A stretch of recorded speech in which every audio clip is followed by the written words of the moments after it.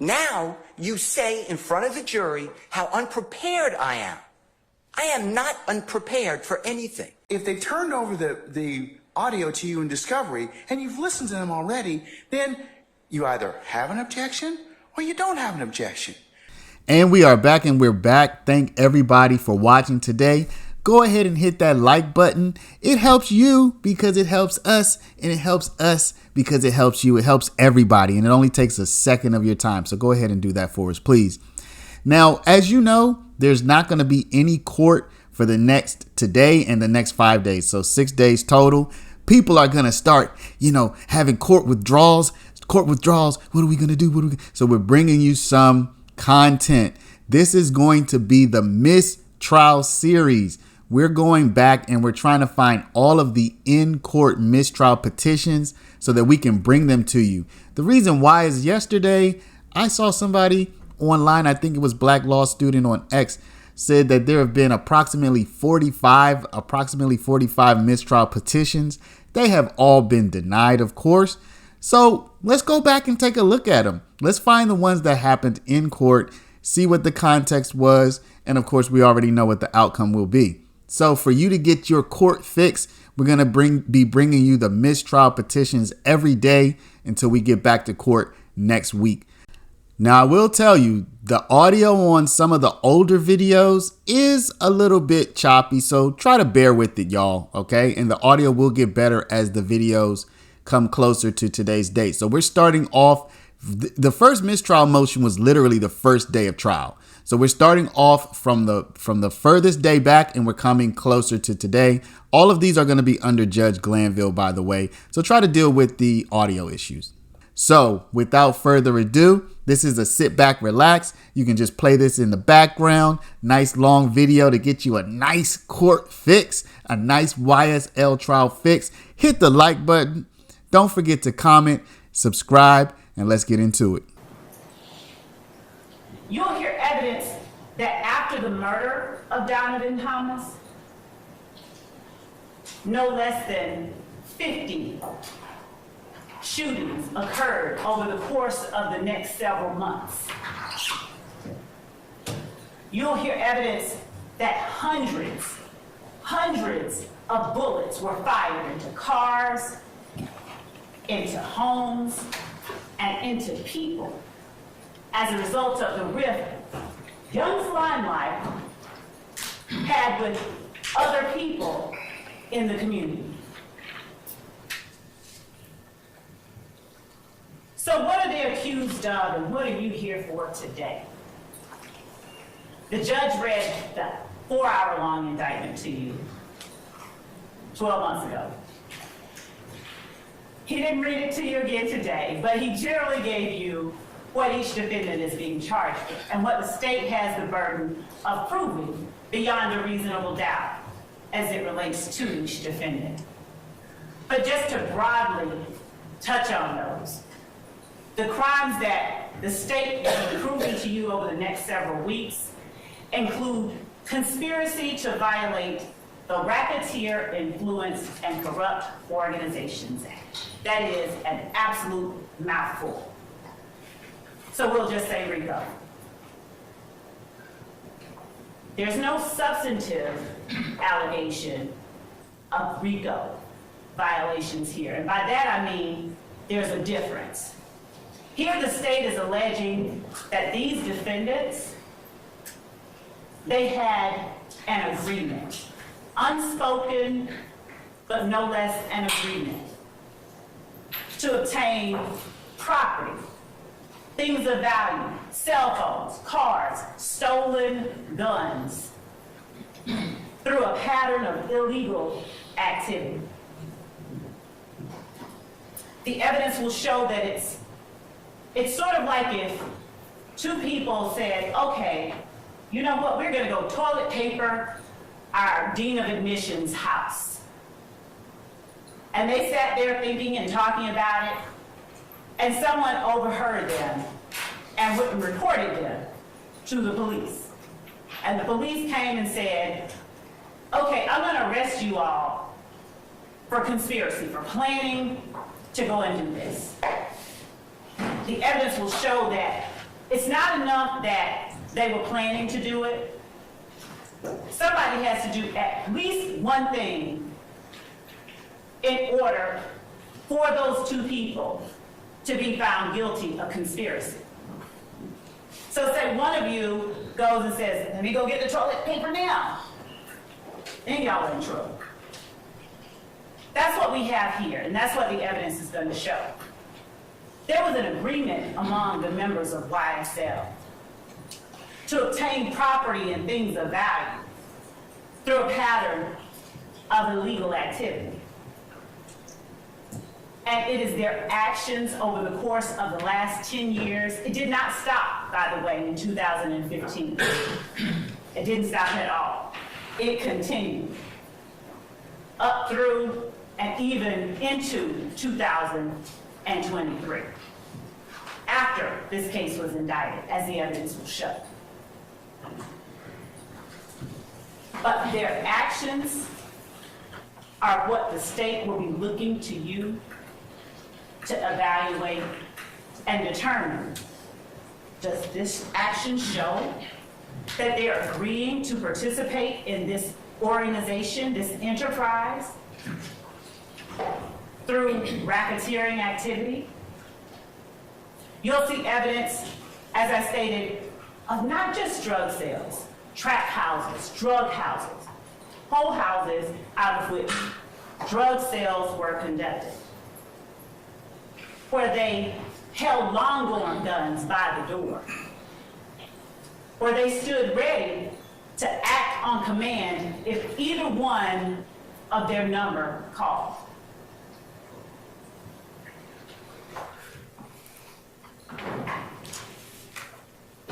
Who's on trial before you today is Rodelius Ryan, Flamarius Nichols, Marquavius Huey, Jeffrey Williams, Shannon Stillwell, Diamante Kendrick.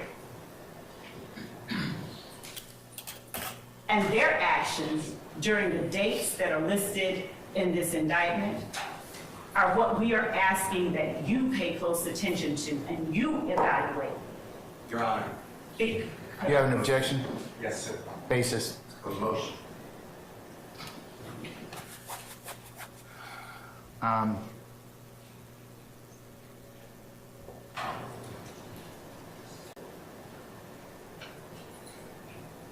right. Ladies and gentlemen, this is one of our breaks. I'm going to need to probably ask you to retire to your headquarters at your deliberation room, and we'll call you back in just a minute, okay, when we finish up our business, all right?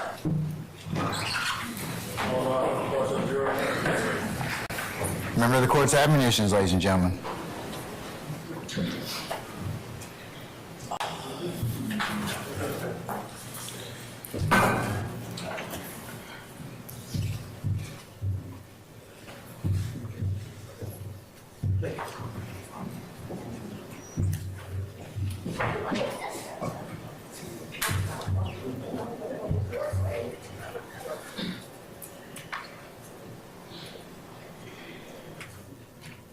All right, please be seated. Our jury has left us.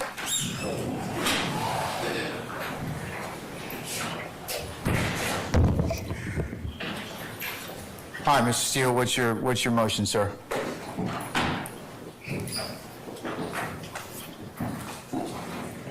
Good morning again, Your Honor. Your Honor, last week, 2 weeks, 3 weeks ago, you ordered the parties to share all of their displays in opening statement to the others so we don't have to have these interruptions. I did that. The state shared with me 4 attachments. That's all they had. That's what I got.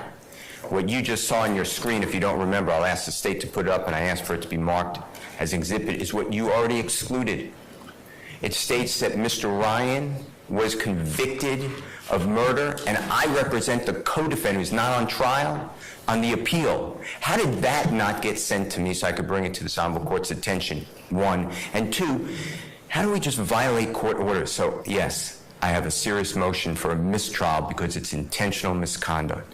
That's my motion. All right. And I'd like the screenshot to be captured for Mr. Weaver to put in the record. I'll admit it as next court exhibit in order of the state's presentation anyway, so.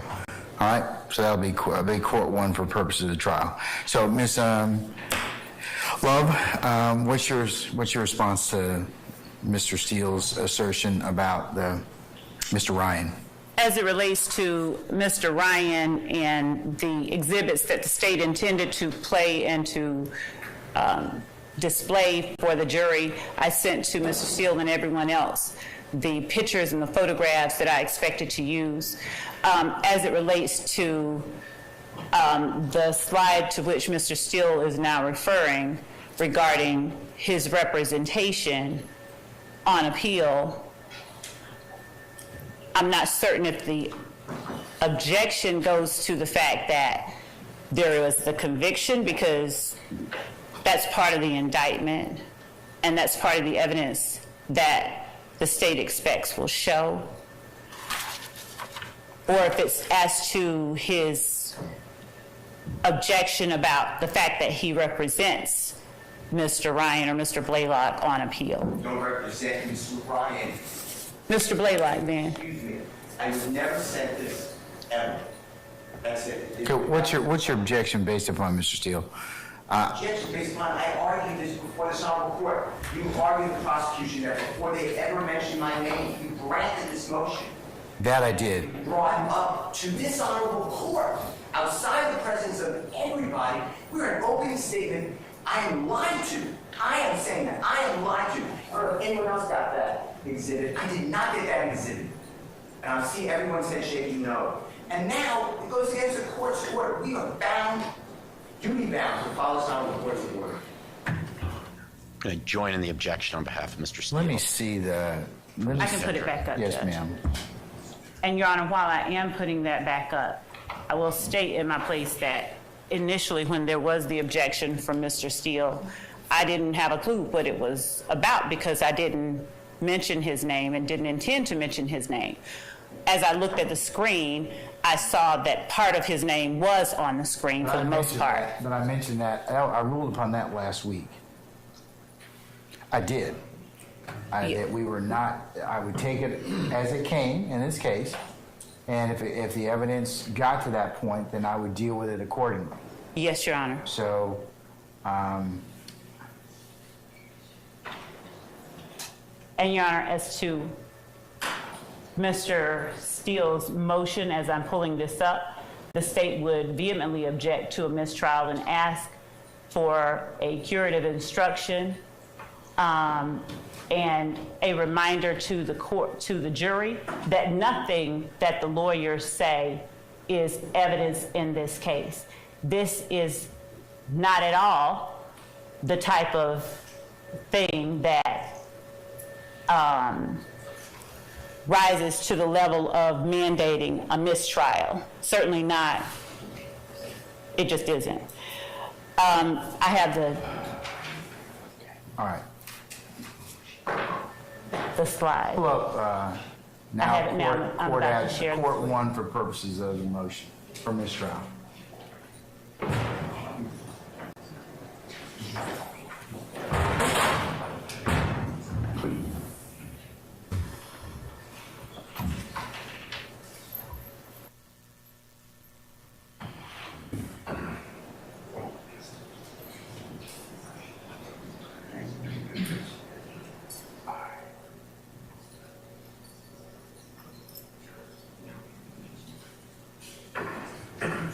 All right.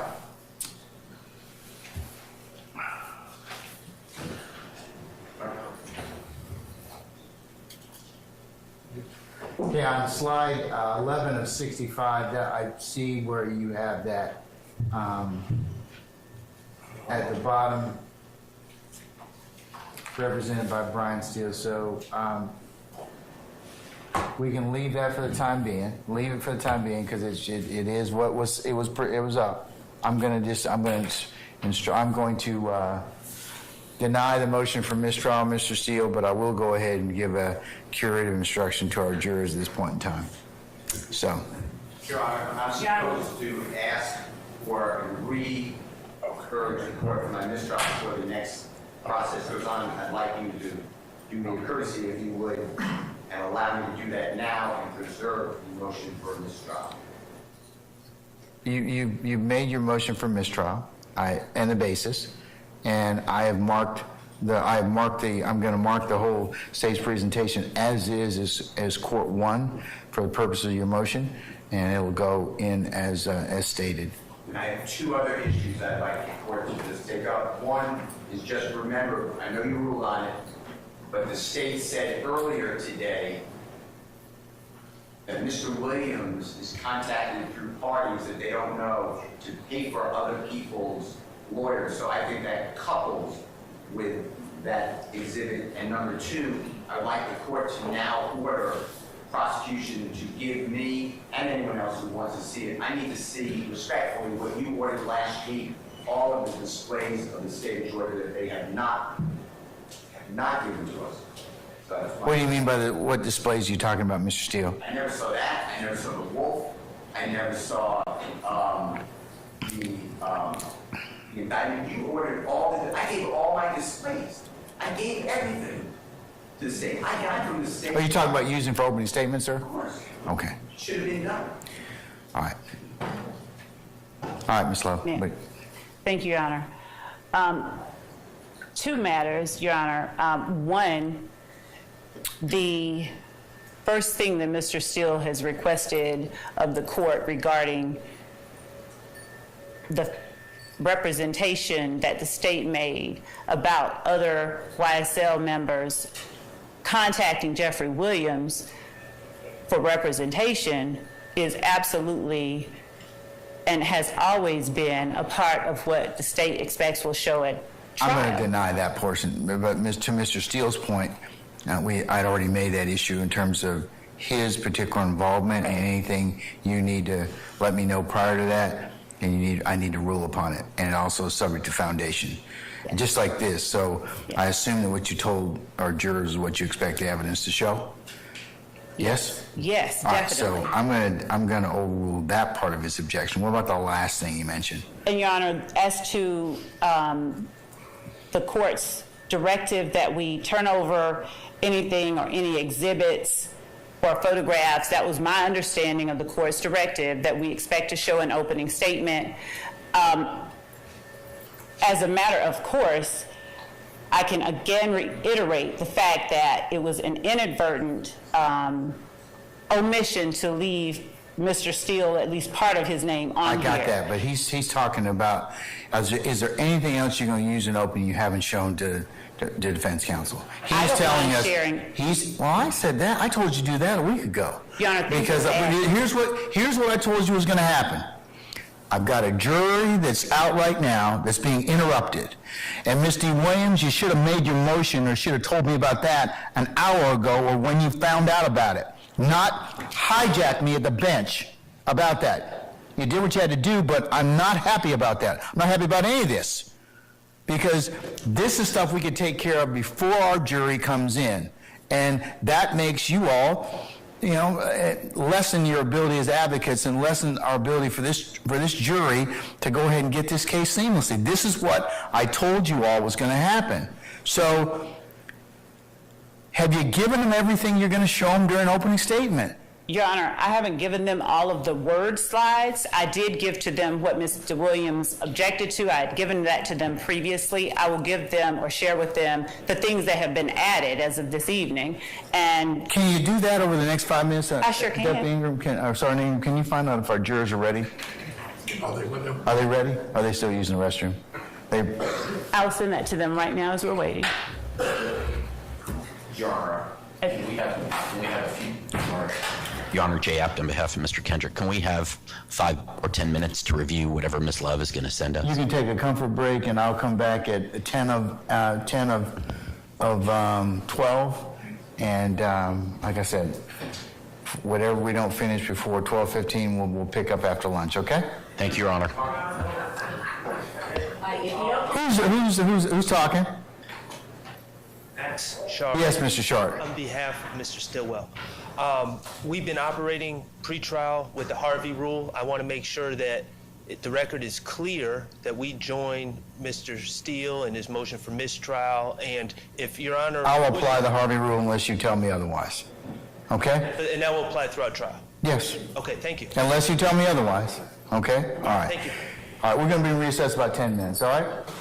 Your Honor, what I'm going to do before sitting is I'm going to actually do a search for the first 4 letters of Mr. Steele's name to make sure that I didn't leave anything else in there. So before I do that, I'm going to send that. I'll make that search.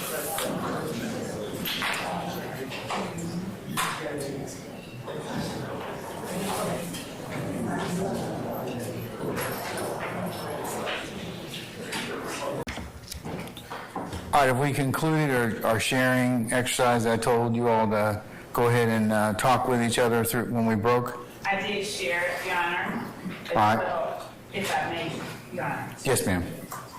Regarding the court's earlier concern brought to the court's attention by Mr. Williams, Ms. Hilton shared with me what was said on the bench. But as it relates to Cordelius Ryan's post after the murder of Shamel Drinks, that was provided from day one in discovery, Your Honor. And it is not a crime that he is alleged to have committed. We may have put that on a list, out of including things, but, Your Honor, that is not an intrinsic act in the sense of it being a crime or criminal act. And it is what the evidence is going to show happened. What I have in the PowerPoint I can show to the court if you like. I sent that to defense counsel prior to today. I think I sent it Friday before 5. But what I have said is that on the day that Shamel Drinks was, I'm sorry, Jamari Holmes, my apologies to the court and to the family members here. What I said was that on the date that Mr. Holmes was gunned down, 12 hours after that murder, Mr. Ryan posted on his Instagram account, "I bet YSL makes the news." And what I endeavored to say to the jury that the evidence will show is just that they were advertising and representing and boasting on behalf of the gang itself immediately after the murder occurred. And these are elements that the court, I believe, will hear from detectives and evidence. These are the things that the courts have said jurors and the courts should look to in determining whether something is done in furtherance of a gang. And so I would ask the court, I didn't take it out as the court instructed. I would ask that the court allow me to make reference to it. And thank you, Your Honor, for your time. All right, Mr. Williams. Oh, sit down, Mr. Adams. You can just wait a minute. All right, Mr. Williams. What's your response, madam? That the court already ruled on that, saying that you would bring it up as it comes forth. You stated that they couldn't use it in the opening, and I would just ask that the court use their instruction and make the state follow the instruction that the court already gave. Okay, but it may not be what I think that Ms. Love is saying, Mr. Williams, is that the evidence may not necessarily be intrinsic. It might be for another purpose. It's what they expect the evidence to show. So, but here's the issue that kind of I'm disappointed is the court. You all could, we've had months and months and months. We could have taken this up before. I could have made it very clear. I don't need to take it up right on the eve of our jury sitting in the box. That's what I'm kind of more annoyed with than anything else. If you had clarity or wanted to seek clarity on that, I'm more than happy to rule on it, but I needed to go ahead and have some ability to do so. So I don't think it's intrinsic. It may be for other purposes, and I'll let the state reference that if they have a good faith basis to, that if they believe that's what the evidence will show. Okay? They put it in their motion as... Say again, madam? I'm sorry. They put it in their motion as intrinsic evidence, though. So they shouldn't have put it in their motion if they were going to... Yes, ma'am, I would probably agree with you, but did I ever rule on that issue? You said that you would do it later as it came Okay, up. well, here's the thing. Later is now. I got a jury in the box, so you could have asked me that an hour. I mean, we had time this morning. I could have gone through that this morning and made clarity on it for both sides. But do you have any other basis for the ruling? I mean, for my ruling, madam, any other argument? No, just I wish that the court would just follow their own instruction. Well, I'll follow my instructions when you all bring to my attention what you need to in a timely manner, okay? And give me the full breadth of, so I can rule upon it accordingly. That's what I'd like you all to do. Well, they also have slide 45. They have my client's name on there as gunning down a 23-year-old, Shymel Drinks, and my client has nothing to do with that. That was another area I'm correct. Thank you. But I didn't get that slide presentation earlier. Ms. Love says she is going to remedy that and exclude it. Thank you, Your Honor. Okay, all right. Now, Mr. App, what is it you want to tell me? I am so sorry, Your Honor. But thank you for allowing me to speak. I do have an objection, Judge. So, Ms. What's Love your objection specifically, sir? attempted to email us during the break the PowerPoint slides that she is using in opening.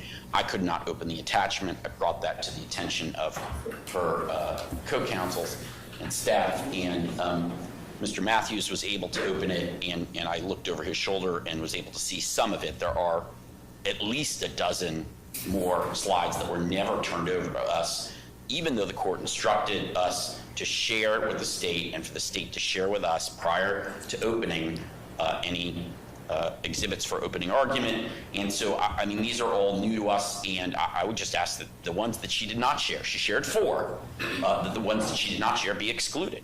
I'm objecting because the court ordered for us to share these. She did not. Clearly, she did it intentionally. There's also apparently factual errors in them. I would ask that any slides that haven't already been shown to the jury and that she did not disclose be excluded from her opening argument. Yes, ma'am, and then I'll go on to the next person. Thank you, Judge. Yes. Your Honor, I did not send only 4 slides or attachments. I sent to counsel for the defendants the photographs, the evidence that I intended to put into the opening PowerPoint. As far as the state's theory of the case and theme of the case and the words that I wrote, those are things that were being developed, ongoing, and I did not understand the court's directive to me that we needed to turn over the words we would be speaking. As far as these photographs go, Judge, I sent to them if they can, actually I sent them to them. So there are some, I have only about, Your Honor, there are done over. Hold on, wait, let her finish, and then I'll let you respond, Mr. Apps. so all of these slides that involve Christian Eppinger, I sent to them. And other than the slides involving Christian Eppinger, there is a slide of the vehicle that Donovan Thomas drove on the day he was gunned down. It's the back of the vehicle with the placards of showing the bullet defects. That will be shown. There's no one that has made any objection to that evidence being introduced at trial. Nothing that I have put in the PowerPoint includes anything that has been objected to as being admissible at trial. And I believe that, I'm not certain if Mr. App thinks that we only served 4. Maybe, I don't know if he had trouble opening it up, but we served, I think all of them, if not the great majority of them, because I don't have that many. I don't even have 20 photographs in this PowerPoint. So everything, and I can show the court, I would share it if I did not, with the court as well. But these photographs, I have a picture of Donovan Thomas in life. I have a picture of the barbershop where he was gunned down. I have a picture of the back of Donovan Thomas's Tahoe.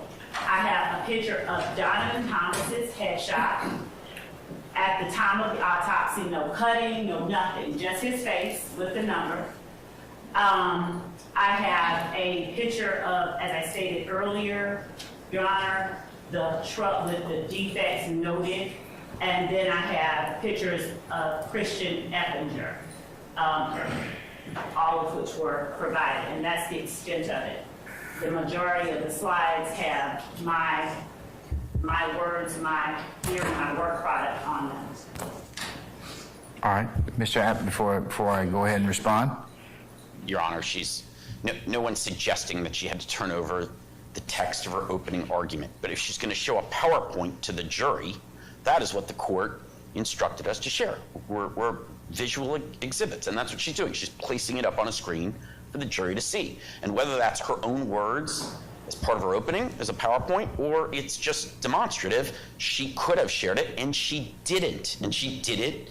And she's suggesting now to the court as a work in progress that she hasn't worked on her opening statement until this past weekend. I don't believe that. I think if that's the case, then she's just lying to the court. But if that's not the case, and she didn't mean to mislead the court just now, then she could have and should have shared those PowerPoints. As to the photographs, those also could have been shared with prior to opening. If no one's suggesting they're not admissible at trial. If they're admissible, she can admit them at trial. But to show them to the jury now is part of our opening that violates this court's order that we were supposed to share our exhibits for opening prior to trial, which she did not do. So I think they should be excluded from the opening. And if she wants to introduce them later as evidence during the course of the case, then so be it. But I think there is good grounds for this court to, and Your Honor got upset because these issues could have been handled. They didn't have to wait until now. This is wasting time while the jury's waiting. Your Honor's right. And it's not our fault. It's her fault for not doing what the court instructed. And as a result, the appropriate and reasonable remedy is to prevent her from sharing any of these slides with the jury that she did not share with defense counsel prior to today. Whether they're evidence or whether they're text is part of her opening. All right, Mr. Matthews. Yes, Your Honor. Good morning to the Honorable Court. I'd like to direct the state's attention to slide 15. In slide 15, the third bullet point, it references October 1st, 2020, in terms of that quote from the text message. In the indictment, Your Honor, if you look at Overt Act 102, that's where that particular quote comes from, Overt Act 102. In Overt Act 102, the date of that alleged text message was March 12th, 2020, not October 1st, 2020, as in the PowerPoint presentation. That's number one. Number two, the quote in the indictment is different from the quote in the PowerPoint. So that's two errors in slide 15 pertaining to Marquavius Hugh. And then when you go to slide 16, slide 16 is an overt act that is alleged in the indictment as Overt Act 123. In the state's opening presentation, the date they have is October 1, 2020, but in the indictment, that particular overt act is November 16, 2020. So that's a third error in the state's opening slide presentation. So those need to be corrected to mirror the indictment so that it's not misleading the jury and in fact giving wrong information to the jury judge. So I would ask that the state correct that, remove it, or correct it. All right, anybody else? Yes, Mr. Short. Your Honor, on behalf of Mr. Stillwell. Speak up, please. On behalf of Mr. Stillwell, slide number 47, it suggests that Mr. Stillwell is still committing crimes on behalf of the gang even after being indicted on these charges.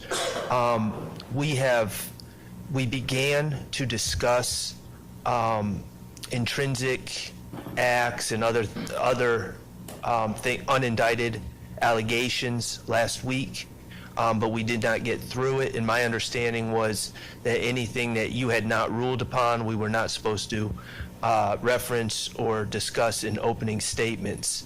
So those are clear references to unindicted charges that we did not get a ruling on its admissibility yet, and I would ask that that just be taken out of the presentation and no mention be made of those. Anybody else? Yes, Mr. Steele. Thank you, sir. If you would look at also I'm looking at now, 48, 49, 53, 54, and 55. That's your prerogative, that's within your zone, that's law. Would the court allow Mr. Steele to repeat those slide numbers? Because what I think that he's referring to is something that I placed in here that the court said during its preliminary instructions to the jury. And it was regarding the court, as a matter of fact, it was the last thing that the court said. And all that I did was put on the slide, judge's law.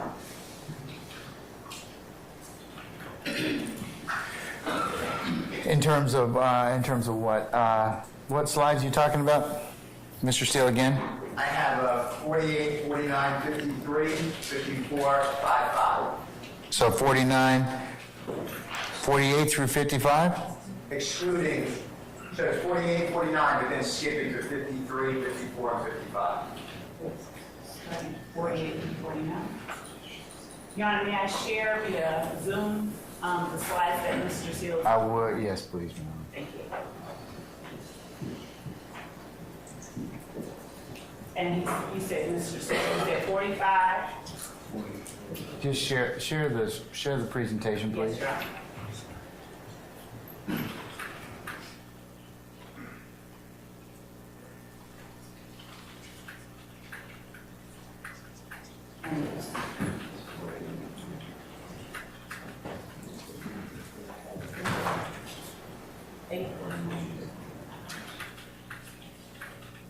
Okay, so Your Honor, I'm showing on the screen slide 48, which is the last thing that the court. Take notes. Yes, Your Honor.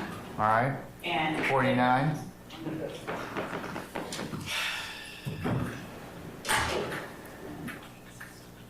That was directly from what the court just said. All right.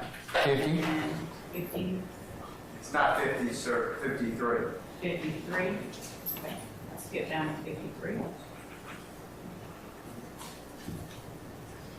And 53 is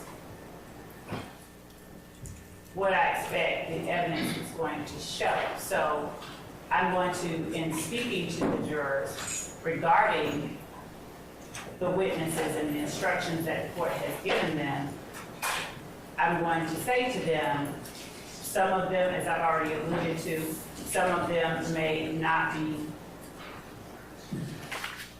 wanting to speak. Some of them, you're going to see evidence that some of them are afraid, some of them are embarrassed, some of them are intimidated, some of them don't remember, some of them don't want to remember. That's simply what the evidence will show. And Your Honor, what I'm asking that the jury does in listening to and considering the testimony of any such witnesses is as the court has already instructed, which is just to use your common sense because you alone decide who you believe. We're asking you to listen carefully, take notes, and pay attention. So there's nothing in that slide 53 that is in any way infringing on or entering into a lane that does not belong to the state. We are entitled and allowed to show and to state to the jury what the evidence will show. The way that I have decided to represent it in writing makes it no less so. Yeah, but it borders on argument at this point in time. So I can change it because I do expect that the evidence will show that some of the witnesses are afraid, some of the witnesses are embarrassed. So I can take out. Well, that's different. You might want to just redo it. I can do that. Any further objections, folks? Yes, Your Honor. I went over to the state's table, Carson Matthews and Beth Mistrial went over to the state's table and brought to their attention an error in slide 42, and I think it's incorrect. All right. Is that correct, State? Not yet, but in a moment. All right, here's what I'm going to do. Folks, this is exactly why I told you I wanted you to, and let me go ahead and just say this. Ms. Love, I told you to give them your PowerPoint presentation. This is why you give it to them, so that they can get errors and they can also figure out if there's something they object to. So this is what's caused this delay. Because at this point, like I told you, there's no secrets in the trial of this case. You all have gone through quite a long process. But this just highlights the concerns the court had in terms of just breaking up the presentation for our jurors. So what I'm going to do, ladies and gentlemen, I'm going to go ahead and call our jurors out. I'm going to go ahead and release them for lunch. I'm going to tell them they're going to be at lunch until 1:30. During the lunch hour, Ms. Love, I want you to play the slides that you have that otherwise have not been shown. You need to show them to the defense counsel and make sure they're correct. In the absence of them being corrected, I'm going to exclude your presentation. They have the presentation. But it needs to be correct. I don't want, if I get another objection about an error, I'm going to exclude it for the purposes of the opening statement because you didn't follow my instructions. This is why I told everyone. And the defendants needed to give you their opening statements and the things they wish to use during their openings as well, because we're having interruptions and delay, and that's what I wanted to avoid for our jurors. That was the reasons I told you all to do that. So, Your Honor, as far as any typographical errors, I'm not worried about that.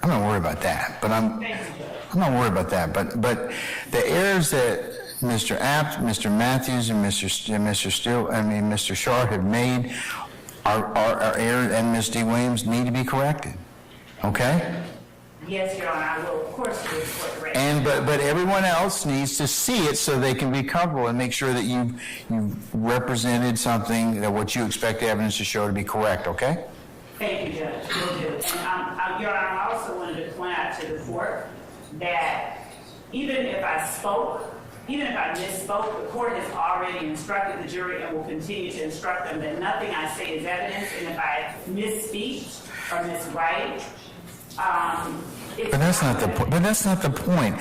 I'm going to tell them that. And I told them that already. But that's not the point. The point is so that we can have a smooth and orderly presentation of evidence. Okay? So, all right. Jasmine, Sergeant Ingram, can we go ahead and call for our jurors, please? Your Honor, we'll look at officer number 6-2. You can go ahead and take up that during the recess. Okay? Yes, sir. Thank you. All right. Good. Yes. I'll let you leave in 45 and 46 over objection. 47, judge's rule, 47 needs to come out. Okay.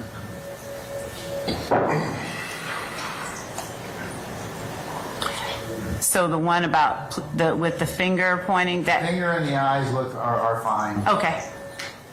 And I took out judge's rules. 47. And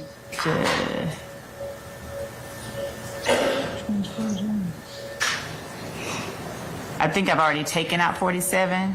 47 is judge's rules again. I took that out. Any further objections, Mr. Steele? Because I am going to leave in 45 and 46, okay? But I'll take out the other ones that you just mentioned. Okay. So, Waiving my mistrial, thank you, sir. say again? I apologize. Without waiving my mistrial, thank you, sir. All right, and your motion for mistrial has been denied, and I've noted your objection for the record, sir. And confirming everyone has 1 through 52 with the edits that the court has directed.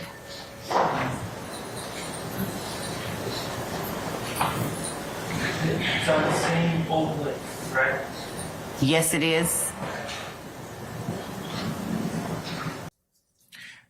Ms. Love, prior to earlier, about an hour ago or thereabouts, you were about to mention something about your checking on the record as it pertains to Mr. Steele, and I know that there was a motion that was made, and I've already ruled on that in terms of mistrial.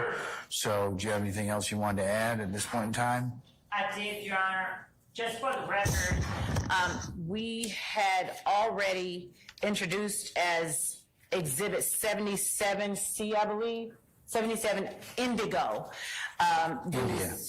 India? The certified conviction for Mr. Nichols previously. Okay. I will still Mr. Shart's and Mr. Harvey's, I should say, objection for the record. Okay? It was a motion, I think it was on the record. Yeah, it was here at the bench. It was a properly recorded bench conference. You moved for mistrial on the basis of the witness testifying about prison. Certified copy of the conviction doesn't include the line. And I said, I'll take up all that stuff later.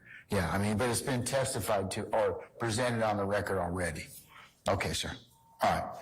Does anybody have any other ministerial inquiry of me at this point in time? Not from the state. I was just kind of being kind, Mr. Yes, Mr. Matthews, what would you like to present? I just want the court to clarify, whenever a motion for mistrial, if that happens to get moved by a particular defendant, there will be the court's instruction to the rest of us that we should make those independent motions. Well, it depends upon the circumstances of the mistrial. Like, that doesn't have anything to do with you and your client, okay? So that's why I'm saying that I don't think it would be proper at that point in time for you, unless you have an independent basis. So that's why I'm saying if it's something that affects all of you, I will note it, and you won't have to do that. But since that particular motion was specific to Mr. Stillwell, or Mr. Nichols, I should say, then that's why I made the motion. But the Harvey rule is still in effect, okay? Thank you, Your Honor. All right. Anyone else? All right.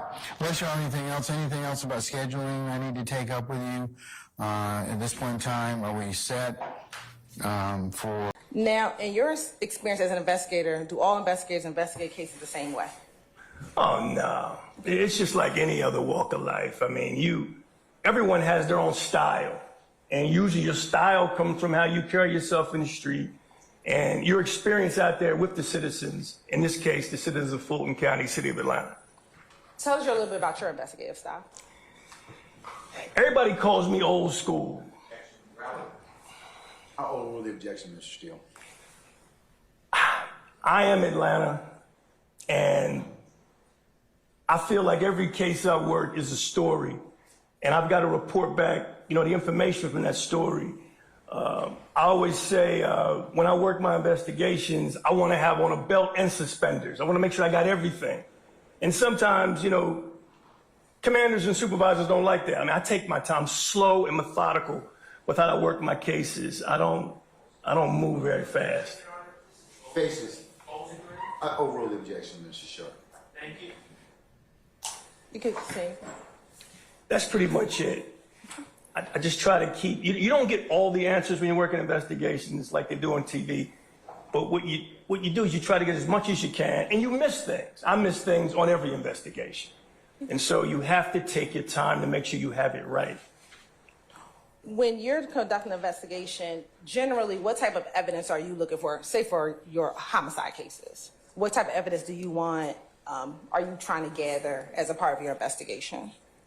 I mean, first and foremost, I want eyewitnesses. I want humans to give information that could lead to some kind of inroads in closing this case. As I got older in the department, technology became a useful tool. We've always had fingerprints. You want fingerprints. DNA became a really big deal around 2002. I've watched everything change, but I always, with any kind of testimony that I receive from a witness, I want to get something to back it up, something tangible that'll vouch for this person that's an eyewitness seeing something.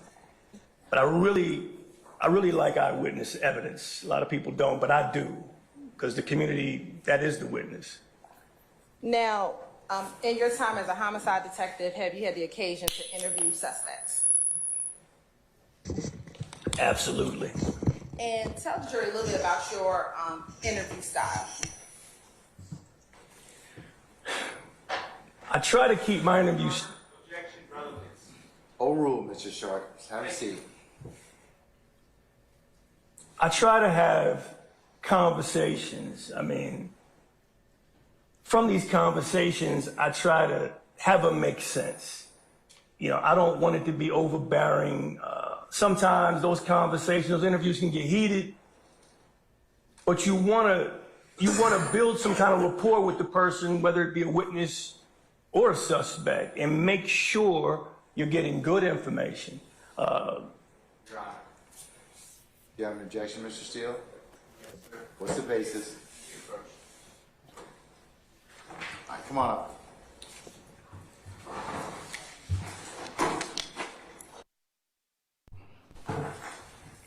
May I proceed, Your Honor? Yes, you may.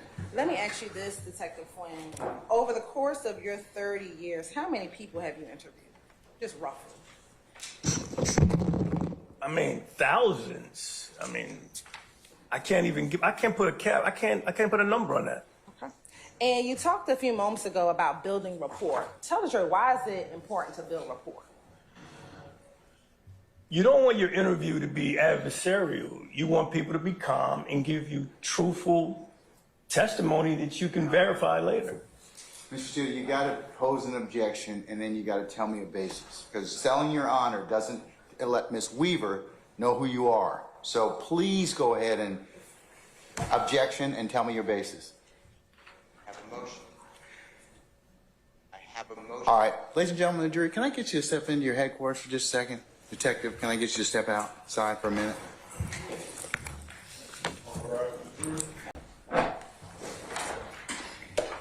All right, ladies and gentlemen, our jury has left us and our witness is off the stand. Yes, Mr. Steele, what's your motion?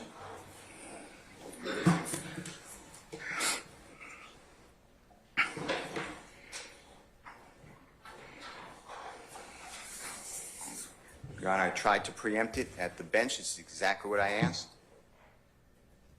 And I'll wait for Ms. Weaver if the court needs it for the exact quote. But Detective Quinn just said, upon questioning the district attorney, why is it important to develop a rapport with a witness? And the answer was something to the effect of, to get truthful information. No witness can talk about veracity or truthfulness or believability of anybody. That's what I tried to say at the bench. That's the entirety of this testimony so far. I'm moving for a mistrial on Mr. Williams because this gentleman interviewed a big witness in this event. The only witness that puts Mr. Williams involved in this event.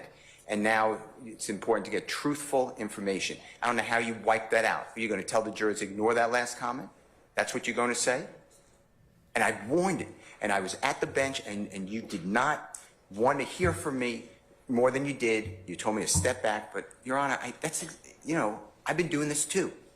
I anticipated it wasn't that hard to do. I'm moving for a mistrial, and I did it at the proper moment. All right, Ms. Hilton? Your Honor, Have a seat, Mr. Sharp. Let her finish, okay? All right, remember, the Harvey rule's still in effect, so have a seat. Your Honor, as it relates to Detective Quinn's response, he did not talk about a specific witness, truthfulness, or veracity. He said, in general, what I'm trying to do is to find the truth. And that is what you do in an interview. You're determining whether or not what the person who's speaking to you is credible, if they're providing credible information. Your Honor, even in this case, when you listen to the interview that has already been admitted, Detective Quinn already tells Agent Bain, I don't think you're being fully honest. So he's not talking about the veracity of any one witness. He hasn't even talked about any witnesses yet. So for defense counsel to deem or ask for a mistrial at this juncture, given this testimony, we're going to ask for you to deny. All right, I'm going to deny the motion. Summon our jurors, please. Before the next question is asked, I have to review my motion. It's noted. I'll make a yes, and I'll preserve it. It'll be continuing. Mr. Shard, if you ask me that one more time, okay? No, I did. Listen. Everybody gets the same objection, okay? Unless there's something else. If you could turn your mic on. If you want to take it down, you have to turn your mic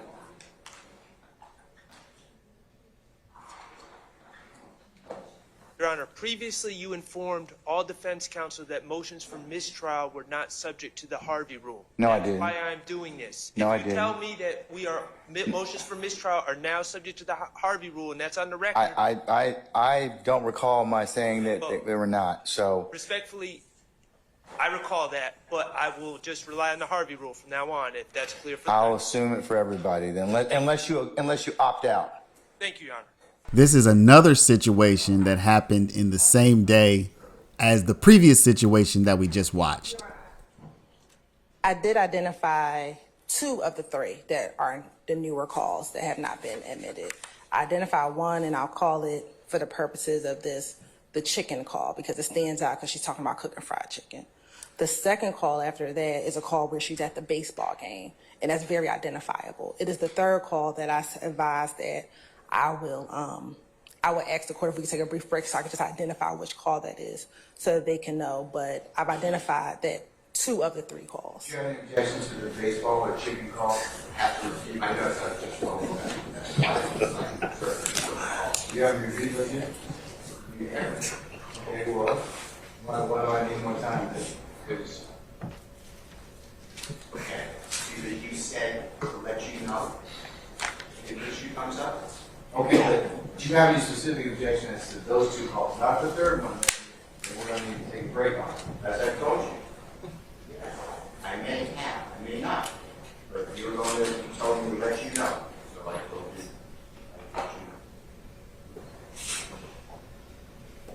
All right, Follow your direction. Mr. Steele, please don't try and engage me in conversation. You're not prepared. Because if you prepared, you'd have told me. You invited this conversation. I didn't.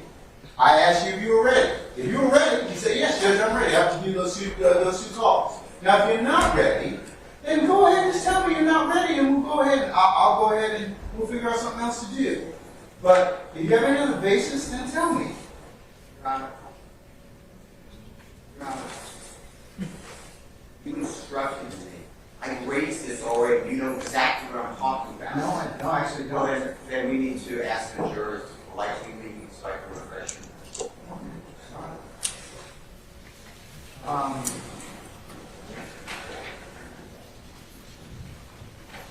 How long is this third call? That y'all need to review? They're all 15, 20 minutes. Right, and I will say for the third call, Your Honor, really as it relates to this particular incident, there's only 2 relevant areas from 00 to 1 minute, and then 3 minutes and 50 seconds to 6:40 are the only relevant portions, I believe, for this particular matter. Sorry. Are you going to want all of the third call to be played? Maybe. I don't know. I tell you what. How long is the third call? So all the calls, Mr. Steele is correct. All the calls are approximately 15 minutes, and the state does intend to play all 5 calls. Your time, as much time as you want. I'm just going to refresh your memory. No, I'm talking about the third. I'm talking about the third call. Need a couple of minutes. But I need the court instructed me. I don't know why we're doing this. The court instructed me to help the court. That's what I'm doing. When it comes up, that's what you instructed me. So I'm following what you asked me to do. Now you're acting like I'm not prepared. I'm very.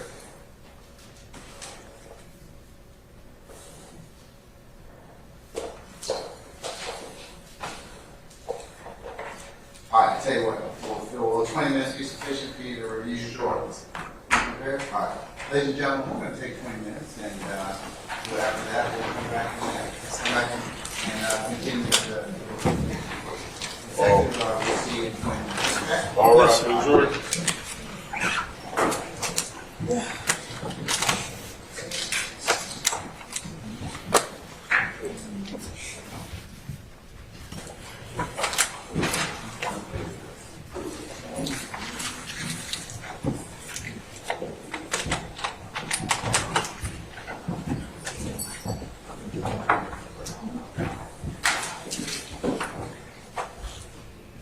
All right, ladies and gentlemen, please be seated. The detective will see you in 20 minutes, okay? Yes, sir. Hey, Your Honor, Do I need to listen to the call? you don't. Adjourn this break. come back, we'll just want to know a decision about the transcript, because we do have a transcript for the first call, and that was the one we gave to him yesterday. So just a decision about. Well, I thought you were going to take more time for that because They have not looked at it. Okay, never mind. Thank you, Your Honor. All right, okay. We're in recess about 20 minutes. I have a motion. I have a motion. In regards to what, sir? Your comments. I have a motion. Okay, what's your motion?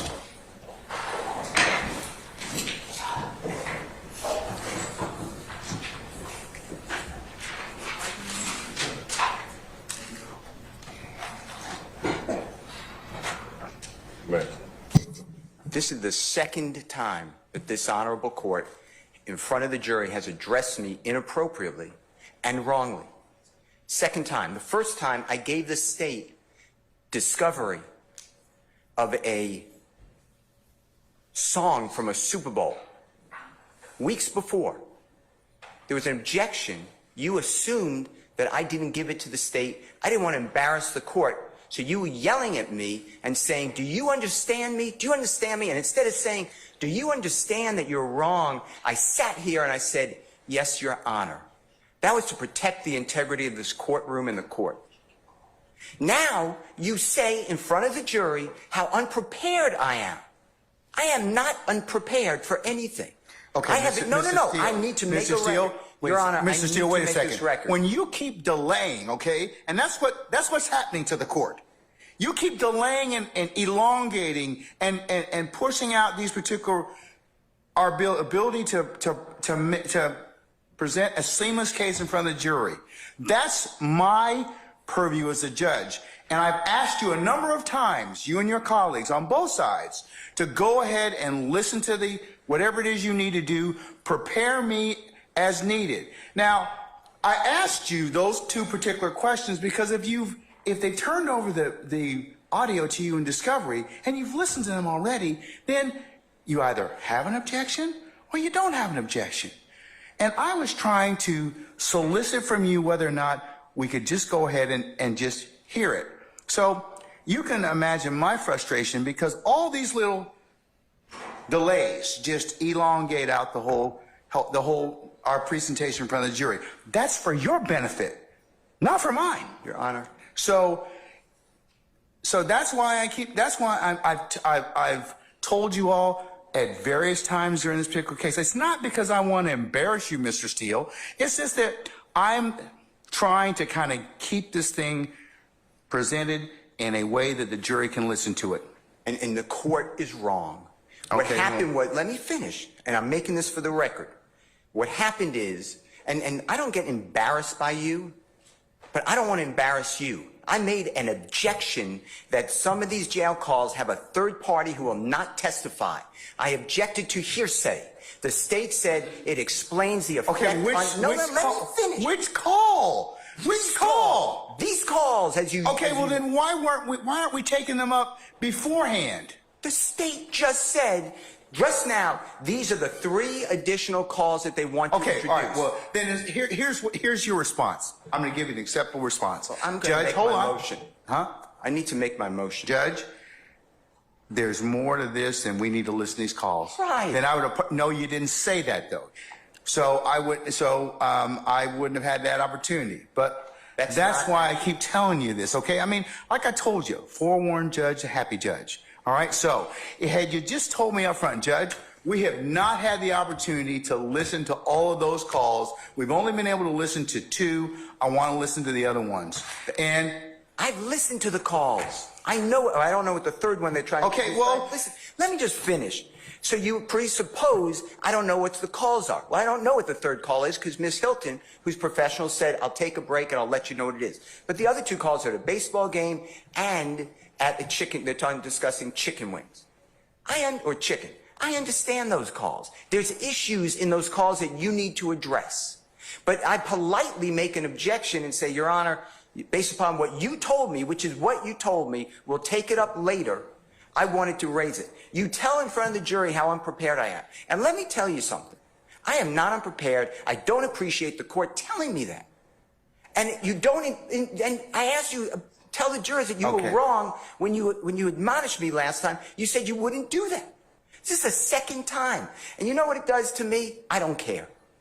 I'm hurt because you're a court, but I really don't care. But what does it do to Mr. Williams? Mr. Steele, I'm not trying to personally insult you or hurt your feelings, okay? Forget about me. You are a grown professional advocate. I am a grown professional jurist. And people say things to me that border on the lines of I could take action or not. You have certainly said some of those things to me during the trial of this case. I have let them go. So, sir, that's just the trial. That's just the trial of the case, okay? No, but that man's life is here.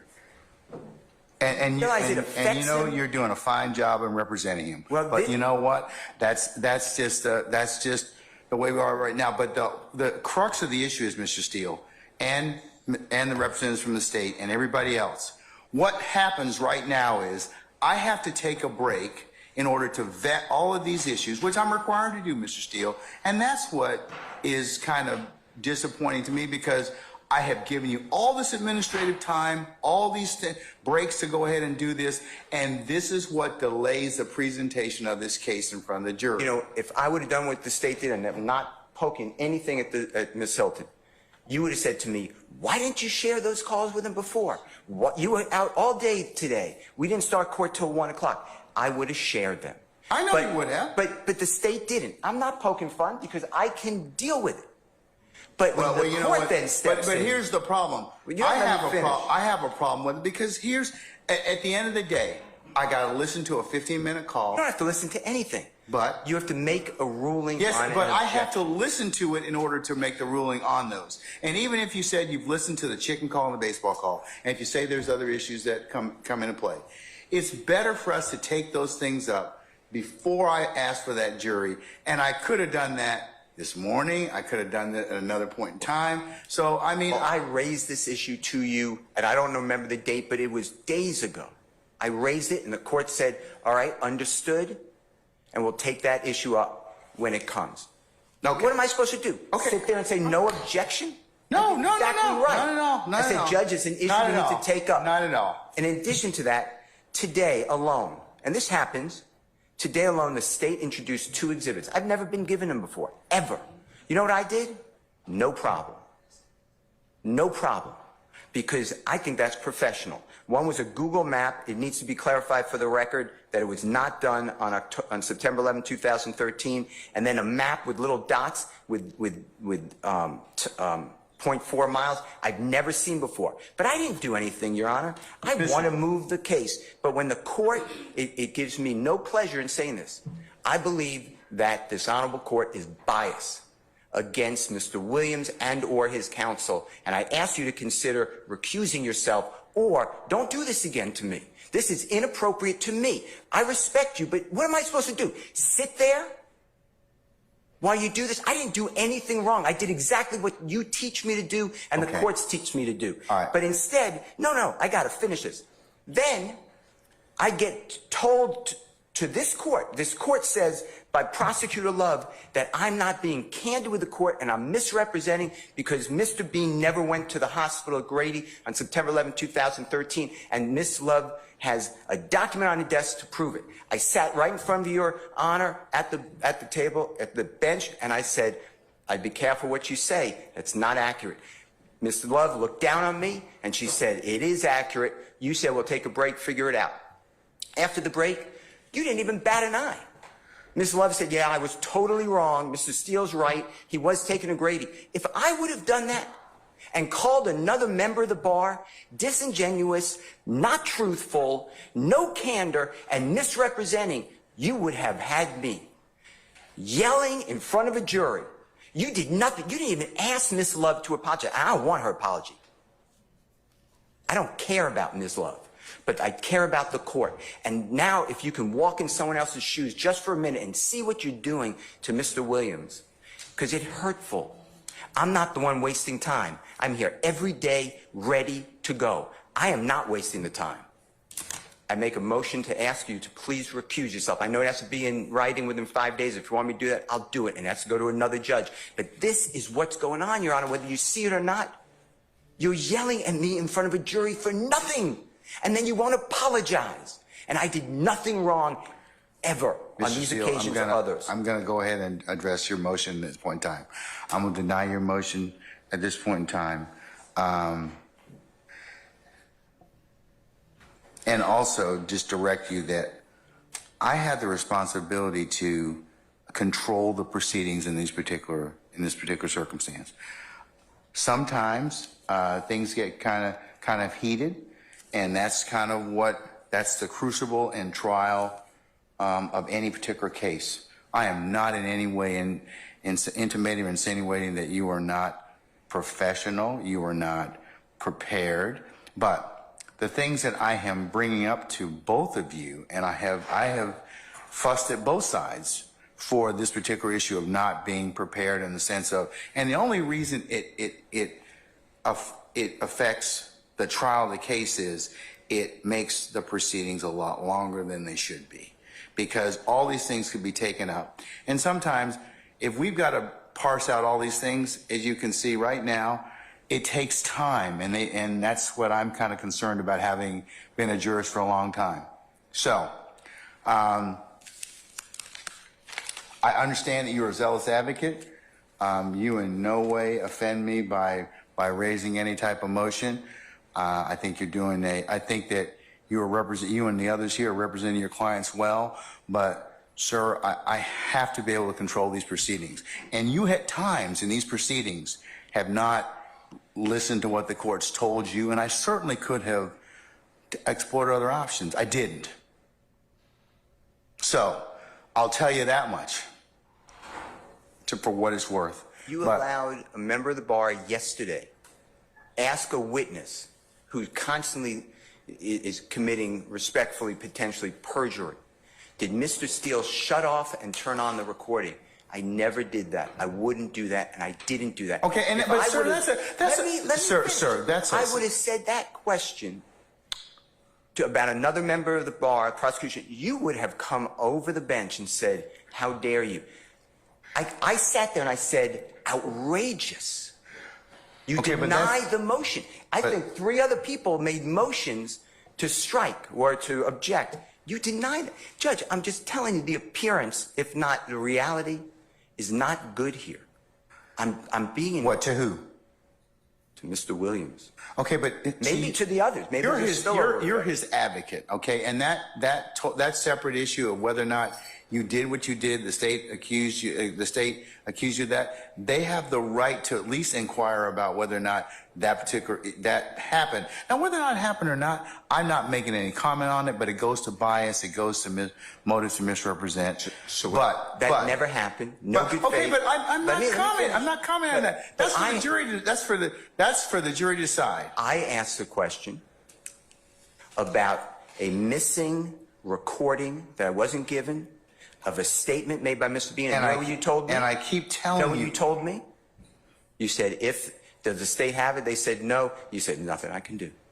I tried to cross on it. You sustained an objection. Because it doesn't exist at this point in time. Now, if it exists at some point, I told you I'd say it. 1, I tell you, I apologize to you. And then 2, I'll take corrective action against the party or the entity that failed to give you that particular statement. But the point is, everyone knows he spoke to the detective beforehand. No, we don't. That's the whole thing. You believe it. You honestly believe it, and that's true. On September 17th, 2013, on recording, Mr. Bean tells that to Detective Quinn.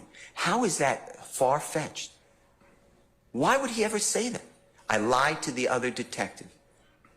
Why would he ever say that? I mean, logic has to come into this courtroom at times. But you stop me from doing it, but you allow another lawyer make up that I'm stopping and starting a recording. And he says, well, I don't recall. I don't remember anything. Here's the thing. That's why probably Miss Love asked me to put it under seal for the time being. But I mean, I'm not saying anything. But if true, that's a pretty serious accusation. If true, I'll die right now. How about that, Judge Glanville? Your Honor, I object to this. I don't care about her objection. I'm speaking with the court. Your Honor, I object. I'm speaking with the court. Okay. I'm speaking with the court. Let him finish, and then you can state your. My point is, if you don't see what's going on, it's because you're not viewing it out of the lens But of a Mr. Steele, I can't do that. I have to be the referee. So the jury decides those particular issues of believability and credibility. Now, I'm not getting into the throes of war between you and the state. That's your business, and that is certainly nothing to do with a throw of war. No, but I mean, it's your ability as an advocate. I told you before, that's your ability as an advocate. All right. What I'm saying is, you said in front of this jury, I was unprofessional. I am not unprofessional. You were wrong. I think at that particular point in time, given the totality of what happened, that's what the court's assessment was. Sir, I am... But it was wrong. It's a snippet in time. Mr. Steele, you're a very good attorney, but I'm a professional jurist, and you may not like some of the rulings that I make, and you may not like the way that the trial is going at a particular point in time. That's for all advocates. Ms. Love and her colleagues, I've told them the same thing. But I think that, my job as the referee is to give you a fair trial. And that's what I'm going to do. Well, I hope that's true. But you just told the jury I'm unprepared. And I am prepared. I don't understand why you would say that. Both of you, and I'll level this against the state. Both of you, that's being unprepared, because that I have to then listen to this to rule on it. I understand, but I'm the only one that the jurors here, the court, take ire with. Ever. Without an apology, without... Oh, I think I've taken Ms. Love and Ms. Hilton and her colleagues to task many times. No, I've heard you yell. I've taken them to task as well. I've heard you say to her, stop interrupting me, answer my that's question. that's taking them to task. The jurors never heard that. Ever. So I ask for a continuing recusal motion. And I know it's not in writing, but I assume that you're ruling on it right now. That's what you're saying. Well, when you got to put it in writing, but I mean, I'll rule on it at this point in time. I'm going to deny the motion, but you need to put it in writing if that's what you wish to do, and I'll appropriately. I'm also asking for a mistrial based upon your statements. I think I made that clear, but I'm asking for a mistrial. Okay, now, Ms. Love. I don't think it's a fair forum for Mr. Williams. Okay. And I don't want to ask for a mistrial, but I have no choice when the court is saying what it said, that I'm not going to repeat it in front of a jury. That's hurtful. And I'm not saying me. I mean, regardless of what I think of it, it's hurtful to Mr. Williams getting a fair trial. All right, Mr. Steele, in terms of what I've told you all already, we're still going through the, I've told you all, both sides have told you. So this just delays the trial. I mean, where I've got to rule upon other things. Well, I made this motion whenever I made it, and I raised it, and you said we'll get to it. Yeah, but it's timing. I mean, did you raise it when we first got in here this afternoon? Did you raise it yesterday? Did you raise it kind of so I could kind of take it at that point in time? None of you did. If I would have been told that there were going to be 3 additional jail calls, I could have raised it. The 2 others are already in. I didn't object. All right. Okay. All right. Ms. Love? Your Honor, just the state would ask that the court deny the motion for mistrial. The state has provided to the defense these jail calls. We have actually requested more than once what portions are objectionable, what portions do they not want us to play. We have sent them to the defense in a format that they can listen to them offline without having to have the actual CD in. We have had them converted for them. The objection that we got initially was put to the call that Mr. Steele essentially put in by playing the recording of the interview that Detective Quinn did with Adrian Bean. And the whole jail recording that was played during that interview was State's Exhibit 175, Charlie Alpha. So the portion that they initially said that they objected to, that third-party portion, and we had a motion on it, they actually introduced by playing the call, the interview with Detective Quinn. I have said to them, I'm certain that Ms. Hilton has communicated with them via email, that we are using the jail calls. And I know I personally have asked, what do you object to? So at this point, I'm not certain why there is this motion. I object to the language that is used, "I'll die if the court does this." Your Honor, the court is well aware of the times that the state has received reprimand, both in front of and out of the presence of the jury. I'm not certain where that's coming from. I would ask that the court, of course, the court has already ruled, but the notion that there is a bias, I'm not certain even where that's coming from, given the amount of tongue lashings we've received from the court on the state side. So I would just object to the defendant being granted a mistrial. And I state for the record that the portion that they identified for us that they objected to regarding the jail calls was entered through their cross-examination of the witness, Adrian Bean. Thank you. What about the sealed document Mr. Steele is raised or made an issue of at this point? With relation to the sealed document, that was a memorandum of the interaction that a lieutenant with the district attorney's office had with a party as it relates to Mr. Steele's interaction with that party, unsolicited, after walking out from the stand. That party made comments to members of the district attorney's office. The state asked that party, and we did not assume facts that were not in evidence. We asked, unlike the question, why did you do this? Or why did you do that? Which would assume facts that were not in evidence. We asked the open-ended question with a good faith basis for doing so, and with an ability to impeach if there was a denial of having said it. So we didn't make that up out of whole cloth. We wanted to make certain that all parties on the defense side had that random. And frankly, Your Honor, I think it is improper for anyone, for certainly any member of the bar, to stand up during the cross-examination, direct examination, and offer testimony essentially to a jury. So for Mr. Steele to stand up in the middle of my redirect of Adrian Bean and to say that did not occur, or preposterous or outlandish, is completely improper, disrespectful. The state has done nothing of the sort, and we would ask that Mr. Steele be reprimanded for doing so, and the court rightly did so. And to have him ask for an apology after he has been blatantly improperly acting before the jury, I don't know what else I could say. I would just ask that the court admonish counsel for testifying during trial. I have given the state, the court, the basis for the questions that I've asked, and I've never asked a question that assumes facts that are not in evidence. Unlike the question, why did you know that? Do you recall that? I didn't phrase my questions like that because I know not to do that, and I'm not gonna do that. And I don't want to improperly give the jury an impression of something that exists or that will be shown that I can't show them.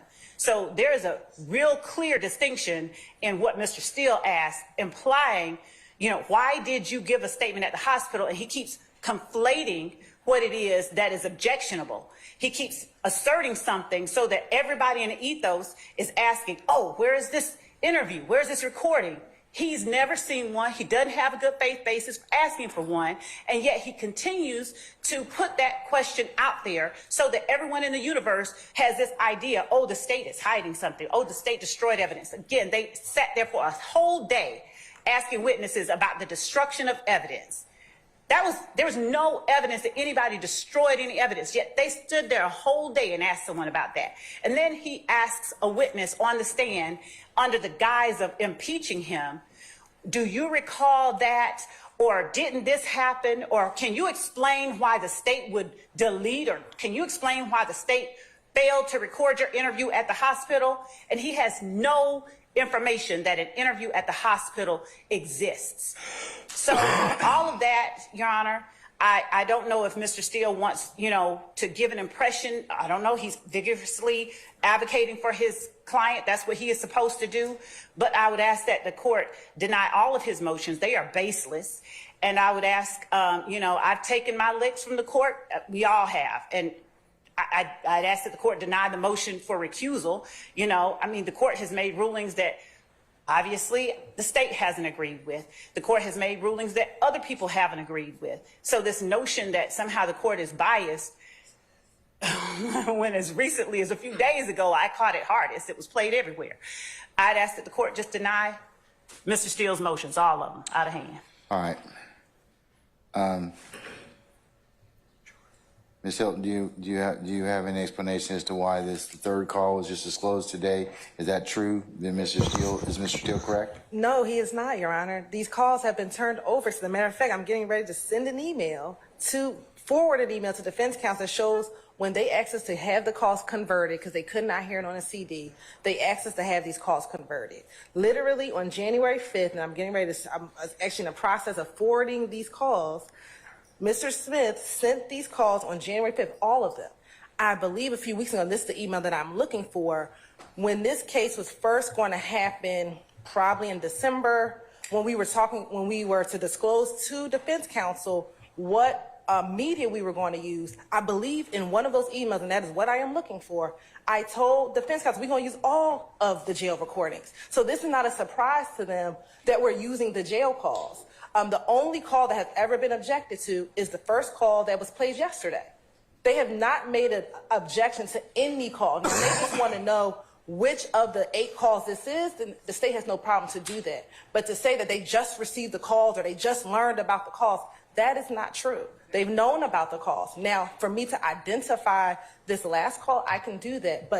And I'm going to look for the email, or it might have been conversation in court, but when they asked, what media will you use? I think I said, we're going to use all the jail calls. And we're not actually using all the jail calls. We're going to use 5 of them. So this is not new evidence for defense counsel. May I respond? What, sir? About and maybe this will give a path moving forward that's a little bit more efficient, hopefully. There are thousands of jail calls in this case. So, Your Honor, hold on. Not for this case, for Acts 5 to 7 specifically. Okay. There are thousands of jail calls for this case.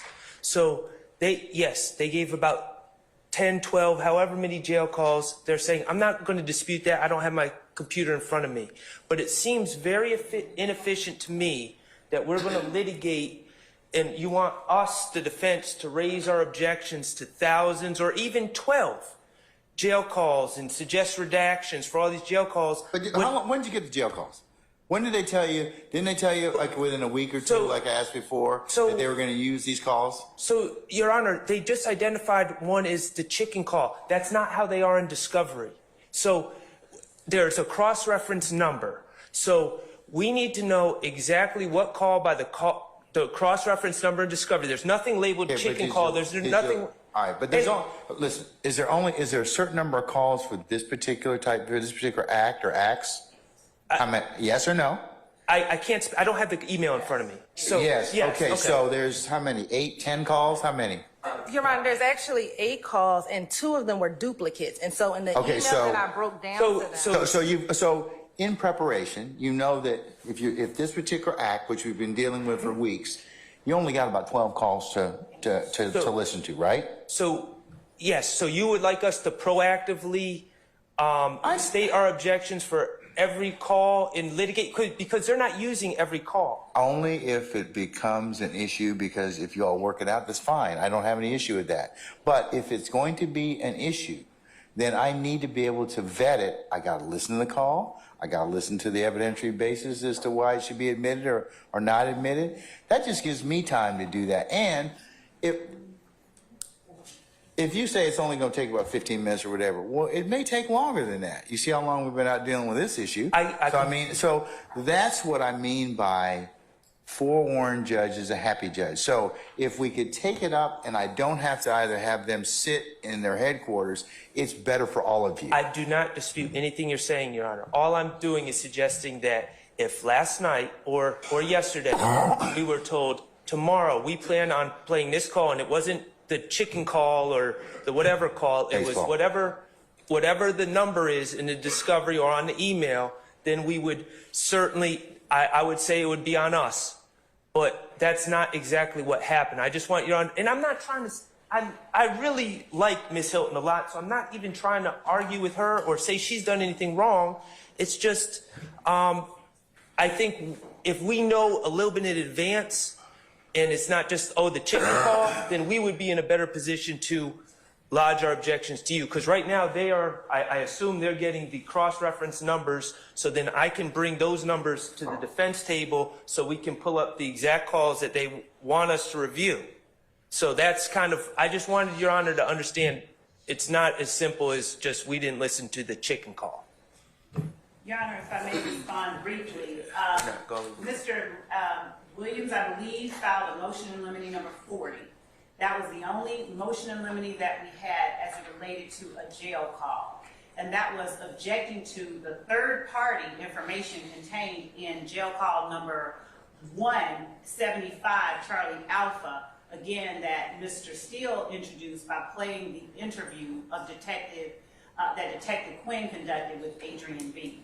So we have again turned over the 8. We can specifically give track 1, 2, 3, 4, 5 of CD 1, 2, or 3. We can give that information to them. The way that Ms. Hilton and Atkins noted and time hacked each of these calls references specific information in the call. That is the only reason Ms. Hilton identified it as such. But there were 8 calls. There is no other call within which the information she has spoken to the court and described the call using. There's no other call that has that information out of the only 8. So I'm not certain the reason for the reference to thousands of jail calls in this particular context. But, Your Honor, we have 8 jail calls here. We've turned over. We've asked, what do you object to? And the only thing that we've gotten was motion limiting number 40 from Defendant Williams. All right. Anything else before we recess? I still got to allow you to listen to the phone calls. Okay. The facts got lost. The accurate facts, I've listened to all the calls, the relevant calls. I've listened to them all. I know what the chicken call is. I know what the baseball call is. The issue is there's third parties making statements of fact, introducing statement of fact. We argued this. The state's position was it's non-hearsay because it goes to the effect of Mr. Bean, who will be a witness. I dispute that. I believe it's hearsay. That was the issue. Yes. You said, we'll take it up. Yeah. That's it. I'm not saying I don't understand the parameters. The only call that had an issue is Madam President, District Attorney Hilton said, I don't remember what the third call is. I'll let you know on a break. I was comfortable with that. But I just want you, before these jail calls are being played, to make a ruling, because I waive it, I need whether to it's hear, I need hearsay to or hear not. the call, though. Exactly. Okay. That's all right. what, that was my objection. That was it. And I did it in a manner that I thought was appropriate to say that we raised it. Your Honorable Court told me to let you know. And then we got here. All right. All right, N105? Yes, sir. Okay, all right, they're both denied. I'll note your objection and the continuing objection, Mr. Harvey. All right, we're going to take, did you have something, sir? Okay, we're going to take 15 minutes so you can listen to the call, and we'll come back at that point in time, okay? Now. Good afternoon, sir. Good afternoon, sir. And good afternoon to everyone again. Mr. Ryan, I'm glad you're okay. I haven't said anything of substance. Your Honor. Sure. This is the first I heard about it, so I just want to inquire if we could have a minute with the state. There may be some impeachment information that we're entitled to under Brady with the prongs of impeachment as well as exculpatory. And if and I know nothing about it, but if the witness is not going to say anything, I'd like to know that before the jury comes out. Or if she's going to invoke some amendment, privilege, I'd like to know that too, because it should not happen in front of a jury. Now, I have no basis. I'm just learning about this, but that's what I would like to find out. Okay. She failed to appear. She was picked up on a material witness warrant. That is why she is in custody. So Okay. There's no all of that going on. There are no outstanding charges. She did not appear. She was subpoenaed. She did not show. We had to find her. I understand, but if there were any communications, I'd like to know. if there were any communications at all, like why didn't she appear, what was said. I mean, if you have that, we're entitled to it.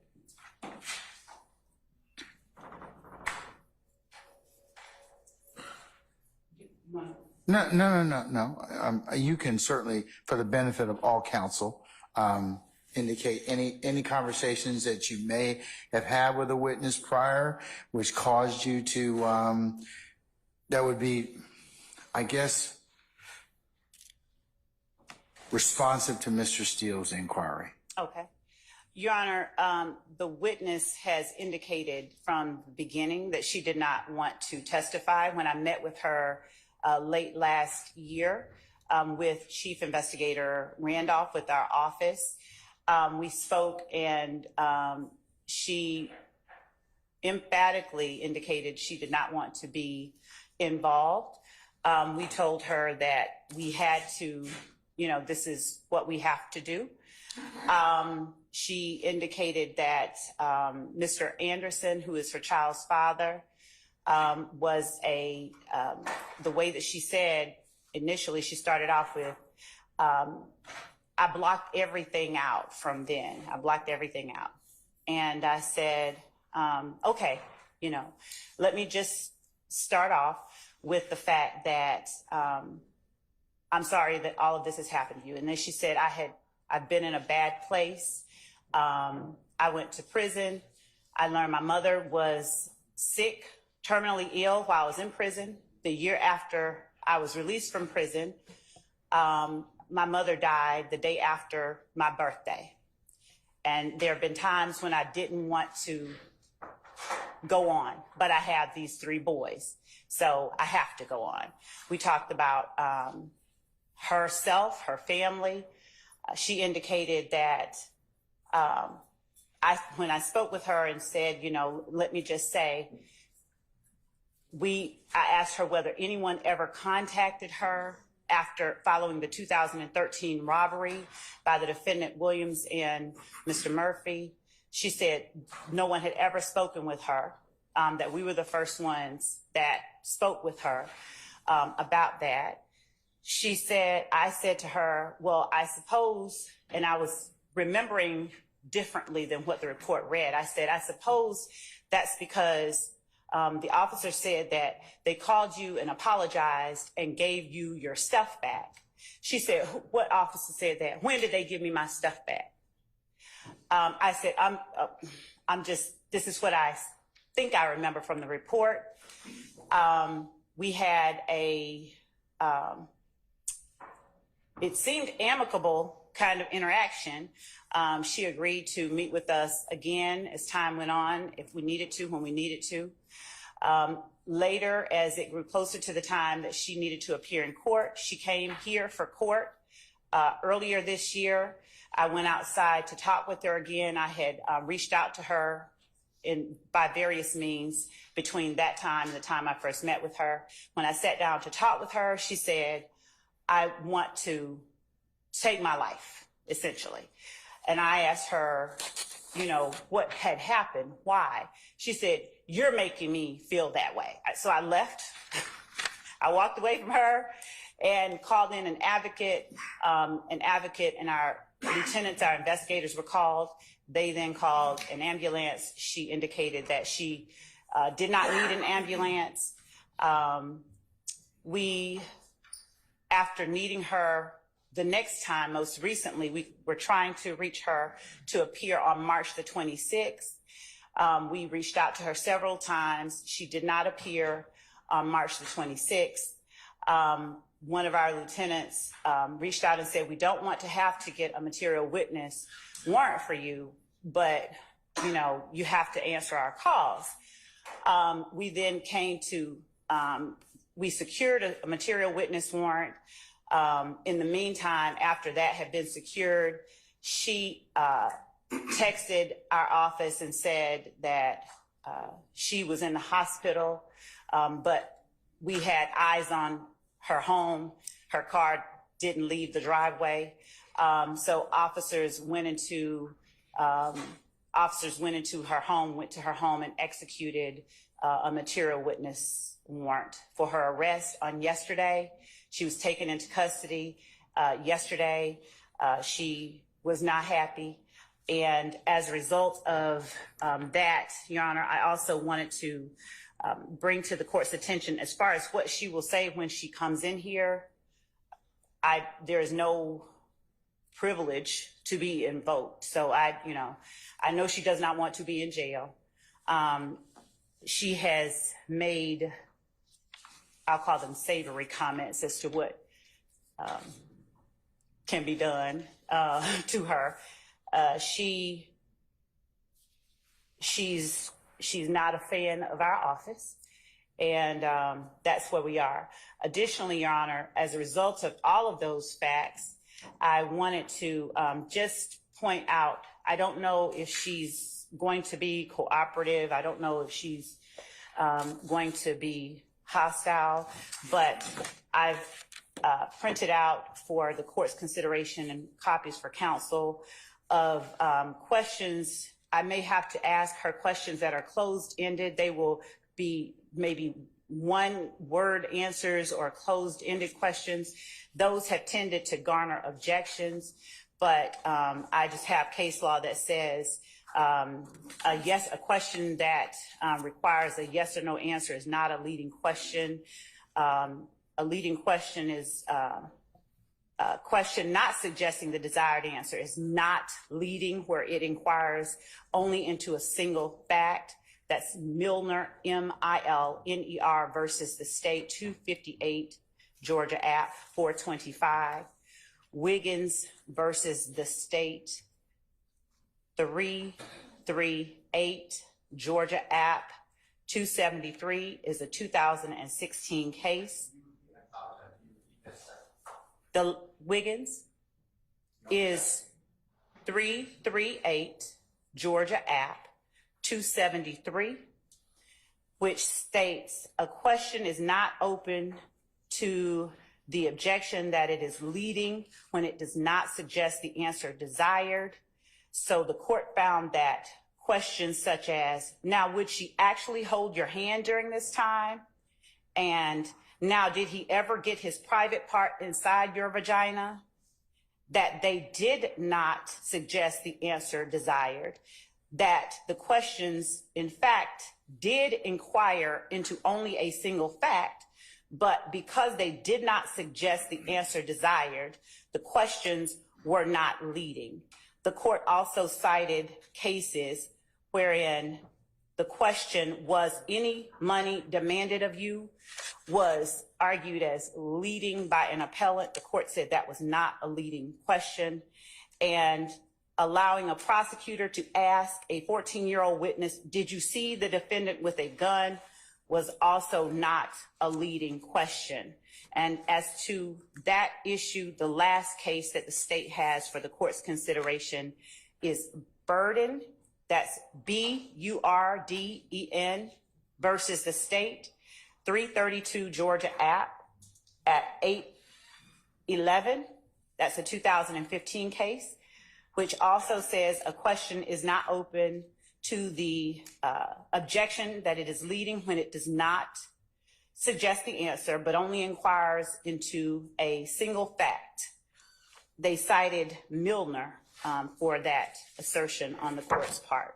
So, Your Honor, I do anticipate asking closed-ended questions as opposed to more open-ended questions. But unless the witness proves herself hostile, we won't need to lead. If, however, she does prove herself hostile, the state is prepared to ask the court for permission to treat her as such. And we have the cases for that as well. And I would point the court's attention to ISA, spelled I-S-S-A, versus the state. When was that decided? 2017. There's some more recent cases. I thought Brown versus the state, 314 Georgia 193. We have that as well. Okay. Thank you. All right. So we are not at this point asking that she be treated as a hostile. We need to see what she says. And Right. What comes up. What's the side of Issa? Issa, Your Honor, is, That was Mr. Matthews. I know, I was just addressing the Okay, court, but that's for all his benefit. That was 340 Georgia App 327 at Penn Site 340. All right, thank you, madam. You're welcome, Your Honor. Yes, Mr. Steele. I'm sorry, Mr. Harvey.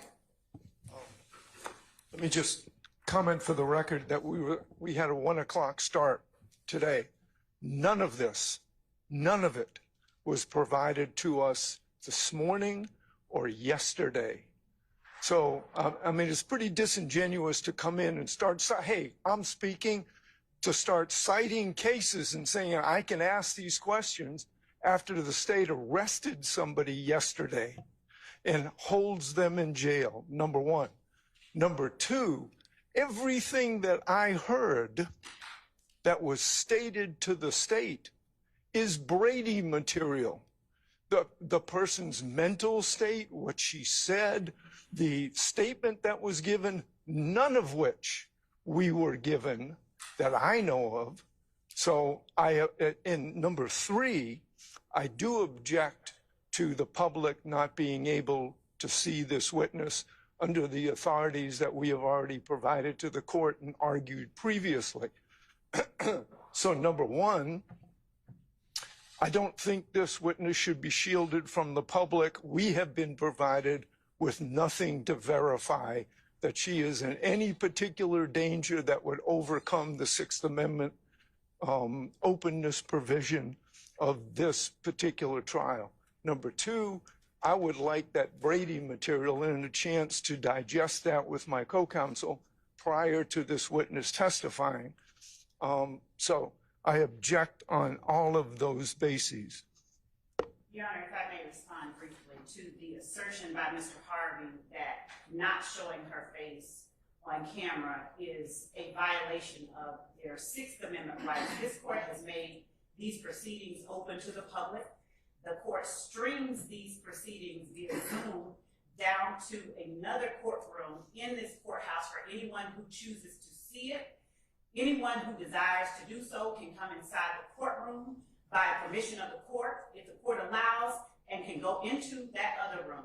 What the defendants do not have is the right to dictate where media, who is filming for the rest of the world, places its camera. The camera has been focused on defendants at various times, solely focused on defendants at various times during these proceedings. They have absolutely no right to dictate where the camera is pointed, and certainly not to tell this court what to allow or not to allow to be filmed in this courtroom. Also, Your Honor, on February the 6th, 2024, Mr. Uhelski provided to this honorable court and co-counsel as well as the media proposed orders on the state's limitation for reporting and indicated in that email that entry of the proposed order would not implicate, let alone infringe, any defendant's Sixth Amendment right. No constitutional provision guarantees a right to televise trials. The public trial guarantee of the Sixth Amendment, which reflects a concept fundamental to the administration of justice in this country, certainly does not require that television even be admitted into the courtroom. A public trial implies only that the court must be open to those who wish to come, sit in the available seats, conduct themselves with decorum, and observe the trial process. It does not give anyone a concomitant right to photograph, record, broadcast, or otherwise transmit the trial proceedings to those members of the public not present. That is Estes versus Texas, 381 U.S. 532 at Penn Site 588 through 589. So, Your Honor, one, as it relates to an asserted Sixth Amendment right to have any witness have have their face broadcast all over the world. There is no such right. And number two, I disagree wholeheartedly with Mr. Harvey. We have provided this witness's name, information. Mr. Harvey has not made any indication whether he sought to speak with her. These statements that she made to me are very much more inculpatory rather than exculpatory. Brady is exculpatory. She never once even suggested that the defendants on trial, specifically Jeffrey Williams, did not come to her house with Walter Murphy and his brother, while the defendant Williams' brother put a gun to her head. She said that I asked her whether or not the defendant Williams and her child's father, before this point in time, whether they were actually friends, whether they had been hanging out. She said yes. But she said, you know, she did not want to be involved in this. She is just like every other witness. There is no recording that we have received from this witness that we are obligated to turn over. The fact that we are having her brought out in handcuffs that I'm announcing to the court after her arrest yesterday, as well as counsel for the defendants, that this is the case, and just goes against, flies in the face of the assertion that there's something being withheld from the defendants. All right. Anything else, Mr. Harvey, before I allow some of your other colleagues to? Yes, I think the court has been provided with a number of authorities that defendants have a Sixth Amendment right to an open in public trial. That's not even debatable at this particular point in our jurisdiction. Well, our cameras are in the courtroom at this point in time. The question is safety of the witness and the like. Nothing, not a thing. Well, I disagree with Mr. Harvey, so I'm going to overrule your objection. Do you have anything else, sir? All right, well, for the record, I have not heard one factual basis, not one, not a scintilla of evidence or a proffer that this person has been threatened or is in danger in any way that would overcome Mr. Nichols and all these gentlemen's Sixth Amendment rights. Okay, sir. Thank you. Anything else? Two, impeachment evidence is Brady. Someone who says, I don't remember something now, that's impeachment. A person who— Did you seek to interview the witness? You had the witness's availability for almost 3 months. So you could have gone and interviewed the witness and gotten this particular evidence yourself. That has nothing to do with whether the state has an obligation, a constitutional obligation, to provide everybody with exculpatory impeachment or giglio material under the United States Constitution, under the Constitution of the state of Georgia. And the fact that they interviewed them, this person, and that material is useful for impeachment, that is and falls under Brady. And so we're entitled to it. And we're entitled to it before the 1 o'clock when the witness is about to get on the stand in a jail uniform, which is the fault of the state, not us. I don't think so, Mr. Harvey. That had the witness decided to just honor the subpoena, then a material witness warrant wouldn't be necessary. So that's a choice of the witness. Your Honor, Hold on. Let her finish, and then we'll go ahead. Your Honor, additionally, when she was taken into custody, as I told the court, the witness, when I spoke to her, told us that I made her want to end herself. She accused us of harassing her, of harassing her. So there's that. All right. Anthony, just briefly. Yes, absolutely.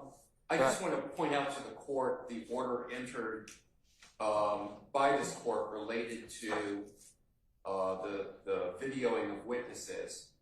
The order that was entered by the court— She's going to be videoed. She just won't be shown. They just asked that their face not be shown.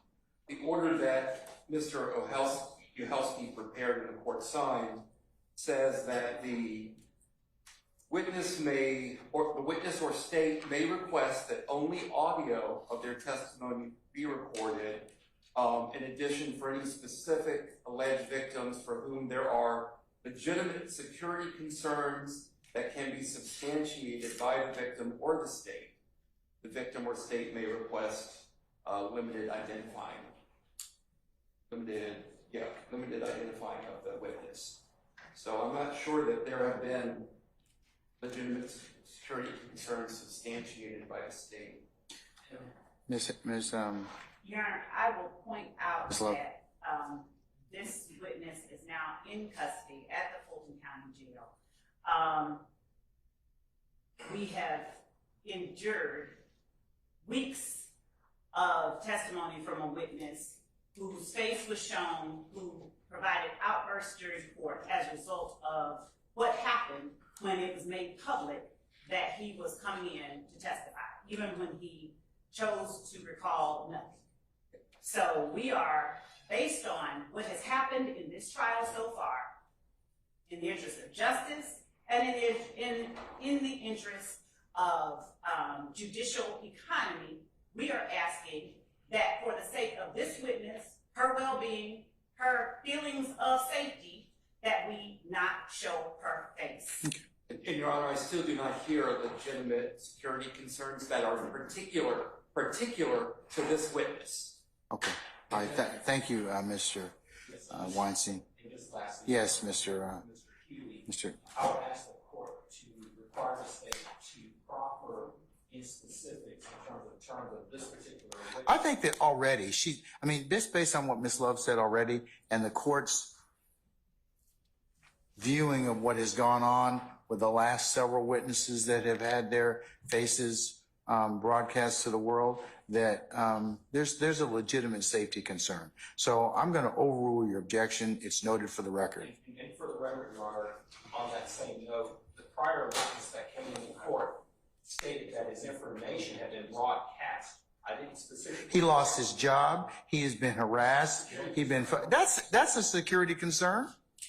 Do you want you may want your phone number handed out because it's business to you, but for some people, he lost a job. But losing your job is not a security concern, Your Honor. That's an employment concern. Well, I disagree. Given everything that this witness told us on the last witness who testified, the court will disagree with your analysis. And I think that's a slippery slope, Your Honor, because now any witness, based upon the last witness, can come into court and state. No, that's not true, Mr. Matthews. It's based upon what the witness endures on the stand and the collateral consequences to that. So I'm going to disagree with you respectfully. All right, Mr. Sharp. Yes, Your Honor. So I agree with Mr. Harvey that Brady includes not only exculpatory material but also impeachment. But in the state's recitation of what occurred in their communications with Ms. Bennett, I heard several exculpatory statements or things that I deem exculpatory, that she has not been harassed or threatened by any individuals here, that she told the state that her significant other continued to associate with Mr. Jeffrey Williams after she made these accusations. That she is. I don't think that was said by the state or by the witness. She accused the state of harassing her. Yeah. Okay. That was. And so these are exculpatory statements. These are impeachment. They fall under Brady. And Your Honor, I would ask, and I have something else after this, but I would ask that the state, I noticed Ms. Love said we don't have any recordings that we are obligated to hand over, which qualified her statement about recordings. I would ask that any recordings, any communications, any emails, any written statements by detectives, any notes that involve these episodes with Ms. Bennett and oral statements be reduced to writing that have anything to do with Ms. Bennett, because we are obligated to impeachment and exculpatory information. Additionally, Your Honor,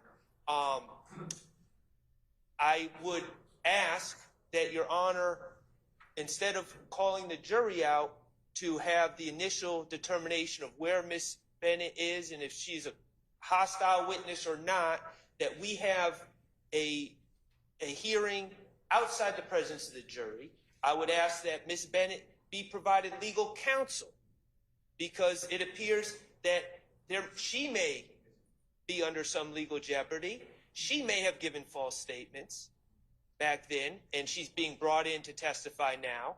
And I would ask that she be provided legal counsel. She be allowed to communicate with legal counsel, and then we have a hearing outside of the presence of the jury to make some determinations before the jury hears from Ms. Bennett. Because I think there's a high chance of we're walking on thin ice with unknowns here. And of course, we're finding out about this for the first time. Did you interview her as well? Did you seek to interview her? I seek to everyone. Did you seek to interview her, Mr. Sharp? Yes or no? Your Honor, I know. Did you seek to interview her? Yes, you personally, on behalf of your client. Me personally, I have not. Okay. She has been interviewed. All right. So. Okay. Anything else? I don't do everything involved with my cases. There's investigators, there's other attorneys. Okay, did you have an investigator go and seek to find her? No, I didn't. Okay, all right. Have a seat. Anything else? Anything else? No, that's it. Okay, all right. Mr. Steele?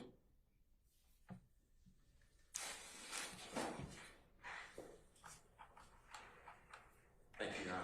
I just would like you to consider this as well. So when I researched, I heard the former witness, Mr. Bean, his answer was consistently, I don't recall. Something that I don't remember, I don't recall. Among other things. That's pretty much, my memory was, I don't remember. Okay, among other things. Yeah, I would concur that was a lot of what he said. So I researched that to determine whether this is I understand hearsay, if a person doesn't recall, then you lay a foundation and you get in the prior inconsistent statement because, whatever they said or prior statement. But under confrontation clause, it seemed to me, there's not all that much on it that I could find, but that the federal courts and Georgia, one case in Georgia, has said that I don't recall, the person's not shutting down, so that satisfies the confrontation clause, but constitutional. So statutory is protected because I don't recall lots of cases say you can impeach with the prior statements, you lay a foundation, and then the confrontation clause under the Georgia Constitution and the federal Constitution may, I don't want to concede it, but that's why I didn't object. The reason I bring this up to the honorable court, I have no idea what this next witness may or may not say, but if she truly shuts down, I just want you to know that that's why I don't want it to happen in front of a jury. I will be asking that nothing be said. The prosecution cannot ask leading or non-leading questions, because if the answer is I'm not answering, then it's a confrontation clause violation. That's why I want to bring it to your court. But when I heard this, that it progressed, but she's in custody. I knew something happened. That's why I asked Brady. We heard that then, and then depending upon what she says, I just want to alert you, Your Honor, that there may be a confrontation clause violation, which, of course, you asked us to tell you, which has to be harmless beyond a reasonable doubt. So it's the highest standard except for structural error. So I'm just letting you know, I have no idea what she's going to say, but it might be best practice to just ask her outside the presence of a jury, what's your intention? And if she says, I'm not here, I'm not talking with anybody, it's a dangerous thing to put in front of a jury. I'm just doing what you told me to do. So I'm making that confrontation clause argument now. I know it's not right because I have no clue. She might testify. But if she doesn't, I'm just letting you know that, I'm going to be asking to approach and move for mistrial and strike. Your Honor, I would ask Mr. Steele too, if there is case law that even suggests what he is saying, that he provide us with the cites, because my reading of the law is entirely contrary to the notion that he is proposing to the court, that what happened with Adrian Bean implicates confrontation rights. So I would also ask the court to inquire of Mr. Steele if he has any recordings of this next witness, if he had an opportunity to interview her, and what she told what this witness told Mr. Steele or any representative for Mr. Steele, since he is asking the court, because I don't know what strategy there is. I don't know if it has ever been, and I'm not suggesting that he did it. I don't know if someone told her, just don't say anything. I don't know, but I certainly would ask that the court not bring her in here outside the presence of the jury and ask her these questions and provide her an avenue. She has already indicated that she does not want to be here. For us to have to get a material witness warrant She's a for her. reluctant witness. Does she Right. have any type of criminal charges or anything that would? She does not have pending? her case happened in 2011, and she was sentenced as a first offender in 2014, I believe. And then that was in another jurisdiction. And then that was revoked when she got charges in Fulton. And all of that information has been turned over upon an open records request by Mr. Steele. So she was under sentence in she was sentenced here in Fulton after she was revoked on the Clayton County charge. She is out of prison for that, and there are no pending charges against her. There's nothing, she doesn't have charges. Also, Your Honor, according to Allison, Allison versus the state 356 Georgia App 256 at 258 through 261, the Court of Appeals has said in 2020 that a witness's inability or unwillingness to recall specifics in their testimony does not make them unavailable as a witness for purposes of hearsay and confrontation clause objections. You're not conceding that. I You're said not conceding it that. You said correctly. that, yeah. I said Mr. Bean testified. I don't recall. I said that's why I didn't object. I found one case in Georgia that said it's not confrontation clause. I told you it's definitely not hearsay. I mean, yeah, there's nothing to rebut. So anyway, I don't know. I shouldn't get frustrated. No. I mean, do you have any other case law that would say it's the confrontation clause issue? Because Mr. Steele, it looks like right now we're possibly faced with a witness that's reluctant. Would be probably the best term. The way I understand it is, it depends on how she acts. Exactly. So if she's, and I have no clue, if she sits up there, what's your name?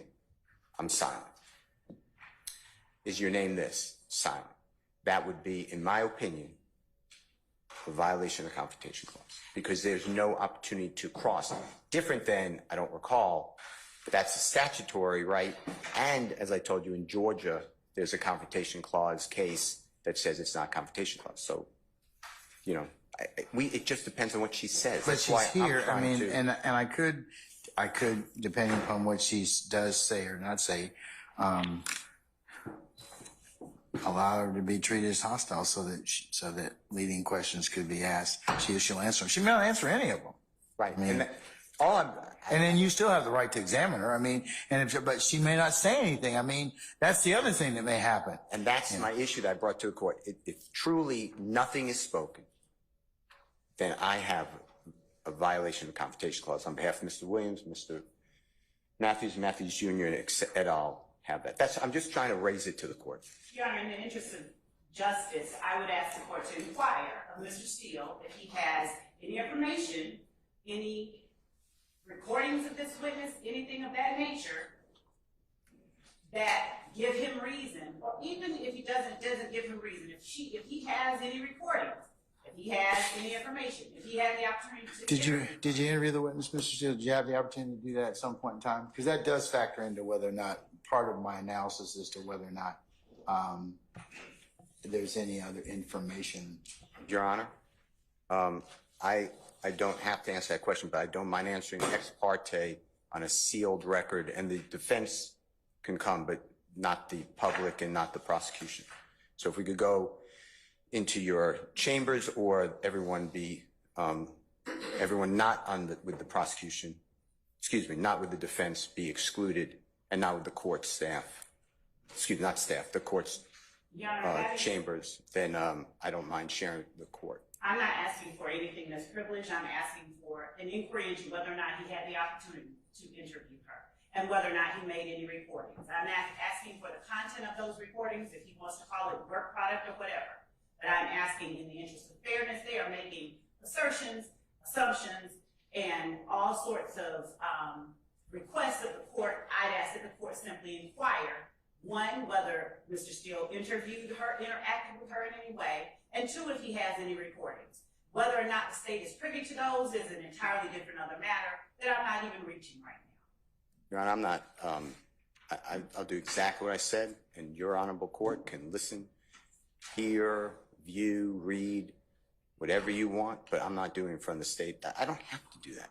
And it's the same thing that Ms. Love did earlier. I don't have to do this, but I don't mind doing it. There's no wrongdoing here. And Your Honor, if they're not willing to do that, then we're just ready to follow. But you can't make these assertions and not do it with the court. Because we'd rather not delay the process. All right, folks, please, let's not do that. Let's not get into any of that.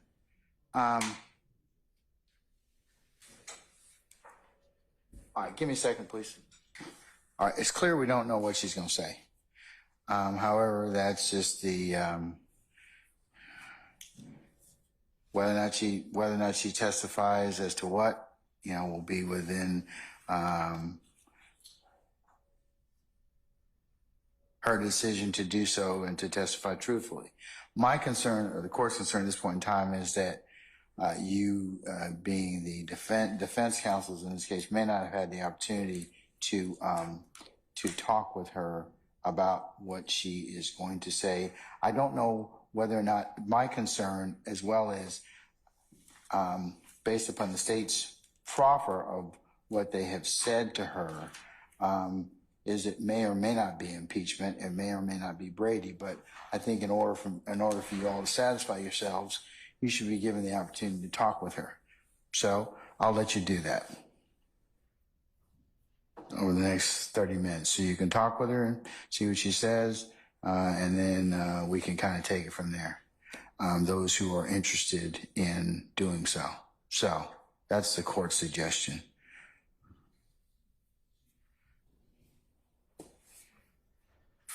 So I'm going to be in recess. Your Honor, I want to make sure she's sufficiently separated from the defendants. I know that she's going to come out over there, but I would ask. I'll let Sergeant Ingram and his colleagues facilitate that issue. Thank you. Okay? Won't worry about that. I'll let him and his team resolve that. Okay? Thank you. Then, based upon what she tells you or doesn't tell you, I'll fashion or consider other things. But, And Your Honor, given that she does not have to speak with anyone, Your Honor. but I'm going to give her the opportunity based upon what you've proffered. I really don't know whether or not anything that you have said to her would be exculpatory or would be impeachment. But I'm going to let them decide whether or not they want to inquire about that, because impeachment can be Brady. So, but I don't know. We don't have a good handle on what she's going to say. So I'm going to give them the opportunity to at least go ahead and do that. They've had the opportunity over the last 3 months. They've known who the witnesses. They certainly, I believe that one counsel has probably interviewed her. And that might be Mr. Steele. The rest of them, I don't know whether or not they've done anything in that respect, but they have, and that's certainly something that they and their clients are going to have to take up. So based upon what you said, and just to make sure that there are not any, that they're authorized to determine whether or not, or anything that was said is of Brady or maybe of Brady, then I'll go ahead and do that this time. Yes, Your Honor. So